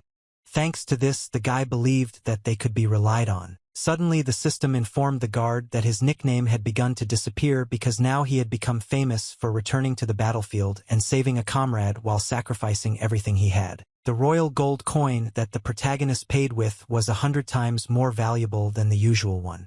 In other words, the guy, in order to save Chao Minyu, invested an amount that was 1,000 times the usual medical expenses. That was why from now on people would discuss Shin Ye's noble and lofty morals and call him the Undying One. The system congratulated the guy on acquiring a new nickname. Despite the fact that the main character got rid of the nickname he hated and received a new one now, it did not make him happy at all because he finally realized what he had done and how much money he had thoughtlessly spent. Meanwhile, the healers calling the main character not dying happily reported that the treatment had already been completed. Shinyi asked how things were going. It turned out that the man used the best medical technology, thanks to which the girl's body quickly recovered, and she could wake up in a few minutes. Miktiti Kahiva confirmed that Chao's life force Minyu was now unusually strong. Hearing this, Shinyi again took the girl in his arms and thanked the healers and quickly began to leave before she woke up. The guy thought that it was necessary to wake up the girl already in the main world. Meanwhile, everyone around was discussing our heroes, believing that they were lovers. After some time, after a long sleep, Minyu finally began to open her eyes. The girl, of course, did not immediately remember what had happened to her and where she was now. However, as soon as Minyu saw the main character and instantly remembered everything. Shinyi was glad that the girl woke up. The next moment, as if from nowhere, a bright beam of light appeared which flashed through the darkness like lightning. Snatching her sword and quickly pointing it at Shinyi, the girl asked with displeasure what he had done to her. Shinyi immediately understood what Chao was asking him. Minyu therefore calmly explained that the healing technique he used was only effective in a stunned state. At that moment, the girl noticed that all her wounds had completely healed, so now she felt awkward about pointing the weapon at her savior. In the end, the girl admitted that she was wrong about the guy. Shinyi apologized for hitting her so suddenly and then said that the enemy would be here soon, so they needed to be on guard. Suddenly something caught the attention of the main character and he simply could not contain his surprise. It turned out that now on Chao Minyu was given the effect of Sufferer, which would last for another 3 hours. The girl did not know about it, but she felt very lively. She believed that this was the result of the healing technique. The protagonist had never heard of such an effect before, but he assumed that perhaps the healing he had just received had given the girl a special bonus to her characteristics. Before the upcoming battle, the main character reminded the girl that she needed to find out who the puppeteer was. To Chao's surprise, Minyu already knew about this. Unfortunately, she didn't have time to tell everything because suddenly the voice of the Skinner was heard, who happily declared that he had finally found his opponent. The man shrouded in an ominous aura was surprised that the protagonist was also here, but he thought that he had appeared just in time. I saw that the maniac was approaching Chao Menui. She said that since the guy didn't have any strong skills, he should leave. Despite this, she hoped that the main character still had some hidden power. Xin Yi, without thinking twice, said that the girl was right and it really was better for him not to engage in battle. After that, he wished her luck and quickly left. Chao, this was not what Minyu expected at all. Still, she thought that the guy only had the talent of healing and therefore she would have to cope alone. The Skinner came closer and closer and smiling coyly said that the girl would not be able to escape with the main character because he had already come specifically for her. Chao, without saying anything, Minyu suddenly drew her weapon from its sheath and delivered a lightning-fast blow. This attack caught up with the villain. He didn't even try to dodge it. It seemed he just didn't have time to do it. Since the girl had already surpassed all the peaks, the destructive streams of energy that were released from her sword continued their rapid flight forward despite all the obstacles. Eventually, this energy burst out and struck the sky like lightning, causing significant damage to the building along the way. Rock debris and thick dust began to quickly fall down right where the Skinner stood, but unfortunately this was far from the end of the battle. The villain was only slightly injured but was greatly discouraged. He could not believe that Chao Mingyu still possessed such incredible strength despite having received a serious injury from him just recently. Hearing this, Chao Menui realized that her opponent was about to figure out what had happened to her when she briefly disappeared from sight. As expected, the Skinner realized that it was Xun Yi who helped the girl disappear. Now it was clear to him that the main character was far from an ordinary boy. Eventually, the man resigned himself to it and focused on Chao again.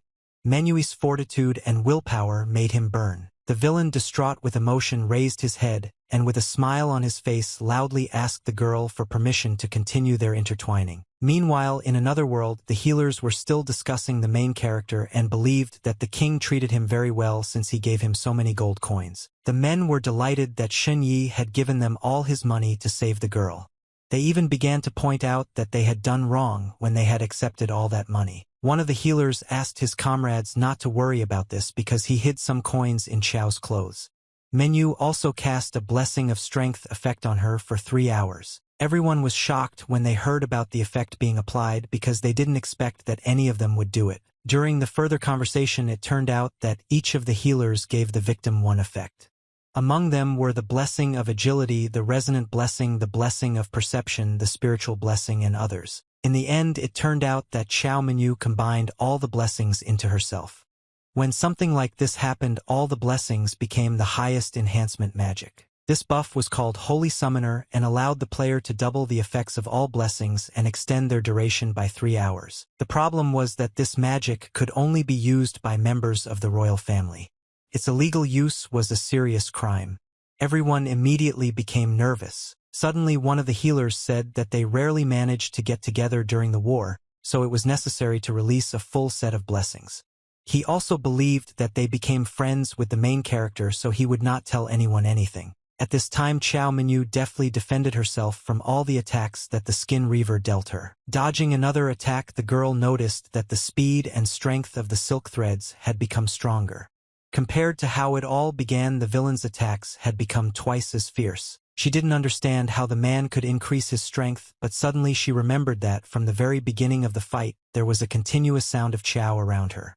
Minyu felt that she had to carefully examine what that sound was. Just at that moment, the girl heard another strange sound behind the wall which immediately attracted her attention. Continuing to dodge the attacks of the maniac, Chao Minyu approached the door that led to the next room. The sound was coming from there. Suddenly, this door began to creak open, due to which the girl saw that strange singing was sounding from many severed human heads. Chao Minyu didn't expect to see anything like this at all, but she tried to maintain her composure and not give in to panic. The Skinner appeared in front of the girl, who quickly closed that very door. He was a little upset that his guest had already found the gift prepared for her. Nevertheless, the villain, with tears in his eyes, asked the girl to listen to the singing of the dead because they did it especially for them. Standing on one knee and holding a wedding ring in his hands, the man claimed that it was his and Chao's Menui wedding song. It turned out that the Skinner used blood magic to use the Curse of 10,000 Creatures technique.